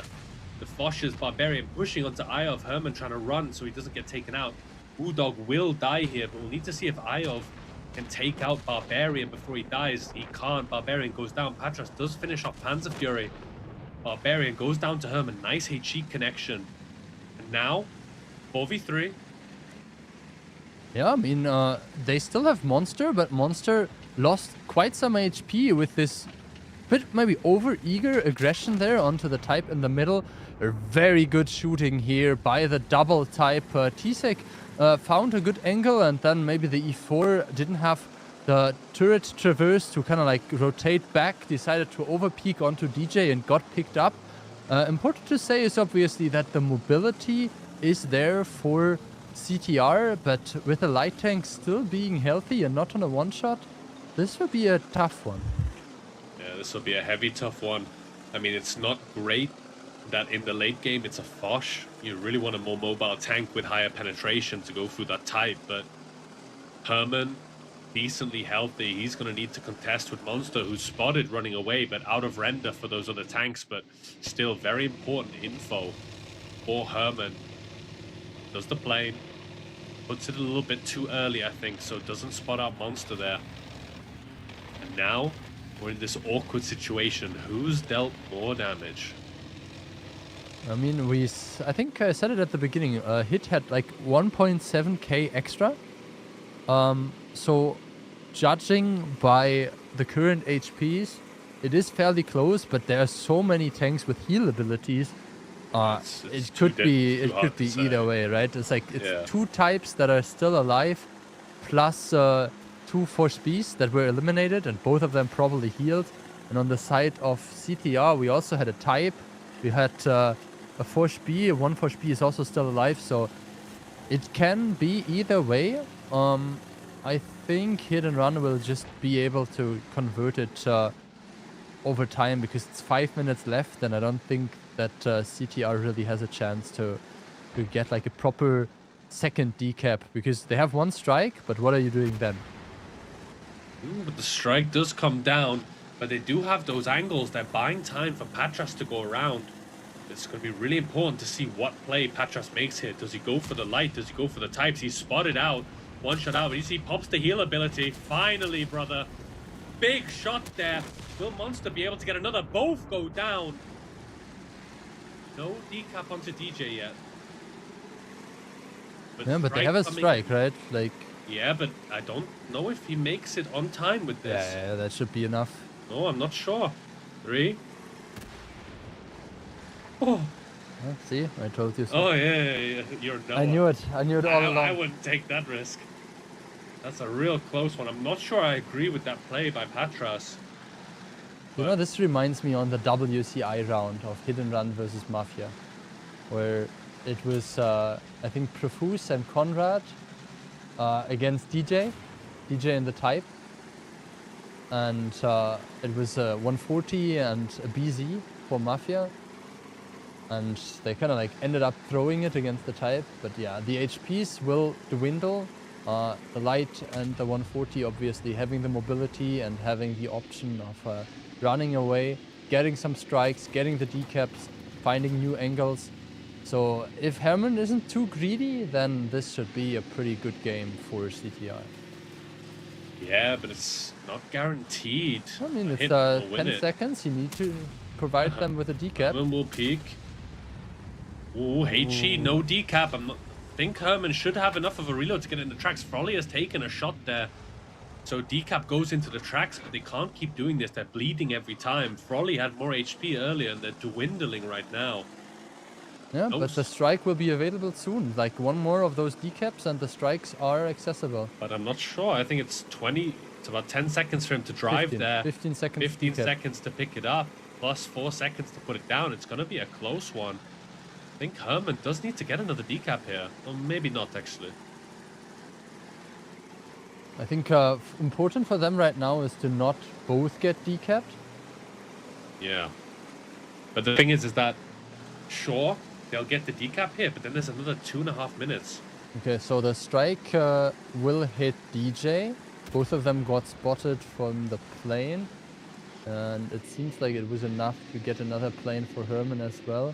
Let's see if Herman peeks the same angle again, or if he decides to wait a bit. Both types are sitting in that corner, so it would definitely be an expensive peek if he gets spotted there. DJ is looking at Herman right now, but Tizek's actually blocking Herman's view. Peaks HE connection. Herman does go down, and with that, it's going to be game, set, and match for Hit and Run. There's no way Frolly can win this with this little HP. Herman forced into making a peek there. No real other choice, but I don't know, I disagree with the play that Patras made. Well, killing the light was important, but I mean, what is the alternative, right? Like, he can peek, take the shots, and then, like, fall back? What would you suggest him to do? I don't really know. It's kind of a very difficult you're not the scenario. Expert. Excuse me? That's hurtful. Yeah, no, I mean, that's how the cookie crumbles. One of your many catchphrases, but I think he needs to use his HP to clip out one of the types, to be honest. I think the light tank wasn't the main threat in that engagement. I think the types were more scary. Mm-hmm. I think maybe the 140 should have came from the north, Foch from the south, and the light screening, maybe Herman screening Monster in that light to make sure he can't have an impact, and make sure Patras makes his full clip and then re-heals, and then maybe do it again. I think that would have been a better play. I mean, you're trading, what, a 2k HP Foch for a 1k HP light tank in a game where a light tank is not useful because all their tanks are in the same corner. So No, it- on the it other wasn't- hand, like the types don't really have a chance to chase a light tank or a 140. It's hard to say. In the end, it didn't really matter. We'll play your favorite guessing game. How much HP recovered did we have by Cody this time? Cody check, I say 0 because he didn't even get the healer. 150. Oh, 150. What nice. about Patras? Oh, Patras. I saw him pop the ability once. No, He popped it 0. twice. He popped 0, it twice. 0. No, he got no. Then he was full HP. 70. 0. 70? Yes, 70. Yeah. Because in the Okay, well, we have the standings. Looking at the standings, Hit and Run is sitting on the top again. I'm pretty sure they should have 25 points. I think Kian updated the standing and he forgot that phase 2 gives 4 points. counting is hard. Yeah, I mean, Cashback, Mafia, both of those teams getting their victories in today as well. So you can see they're in the top. Hit, Cashback, and Mafia, the 3 winners of today. W, CTR, and Lotus, the 3 teams that lost today. And yeah, I mentioned it, 15 points for W, 10 for CTR. If they would have gotten a point, or maybe even like 3 points or 4 with a clean victory, which is like less likely, that would have made a difference because they're not that far away from W, but the number of games that they have left is also not optimal. Like, it's just 3, right? Yeah, I mean, there's some potential at the bottom. W haven't played CTR or Lotus yet, and CTR and Lotus have played nothing but super hard opponents. They both played Hit. Lotus played... Now you can see it's updated, Hit on 25 points. There we go, counting is correct. But yeah, this race at the bottom between Lotus, CTR, and W to see who's going to get that playoff spot is interesting. W really not doing themselves any favors by getting absolutely clapped by Cashback today. There's no real... It's not a nice thing to say, but there's no other way to say it. It was a dominant performance by Cashback. One of the first we've seen from them this season. But yeah, it's a race for those playoff spots. Yeah, and obviously regular season is being rewarded. If you end up high, you will get some extra cash immediately. We are at nearly 54,000. And yeah, this playoffs money for the top 4 spot, that looks very juicy. That it does. We need to see who gets there. I mean, hit and run at the top at the moment, but you know how they've been in playoffs in previous seasons, so we've got an exciting one to see. A resurgent Hit and Run, a floundering W, and everything in between. So yeah, I think the next play day is going to be one to watch. No, I mean, I think we have some very interesting matches on Sunday. We'll also have the finals of the OCS. 5 teams are left. Sicarios in first position already qualified for the OCS Grand Final. If they would lose that, they at least secure a point in the relegation. So basically a second chance. But I think that's it for today. We had 3 really good matches. Maybe the W Cashback match, not really what we were hoping for, but still great showing from at least the team from Ukraine. I hope everyone enjoyed it. Buncha, thanks for casting, and the last words are yours. Yeah, thank you very much, Phil. Are we hosting Daki today? I believe so. Wonderful. Then I'll catch you all on Daki's stream, guys. Have a good one. Bye.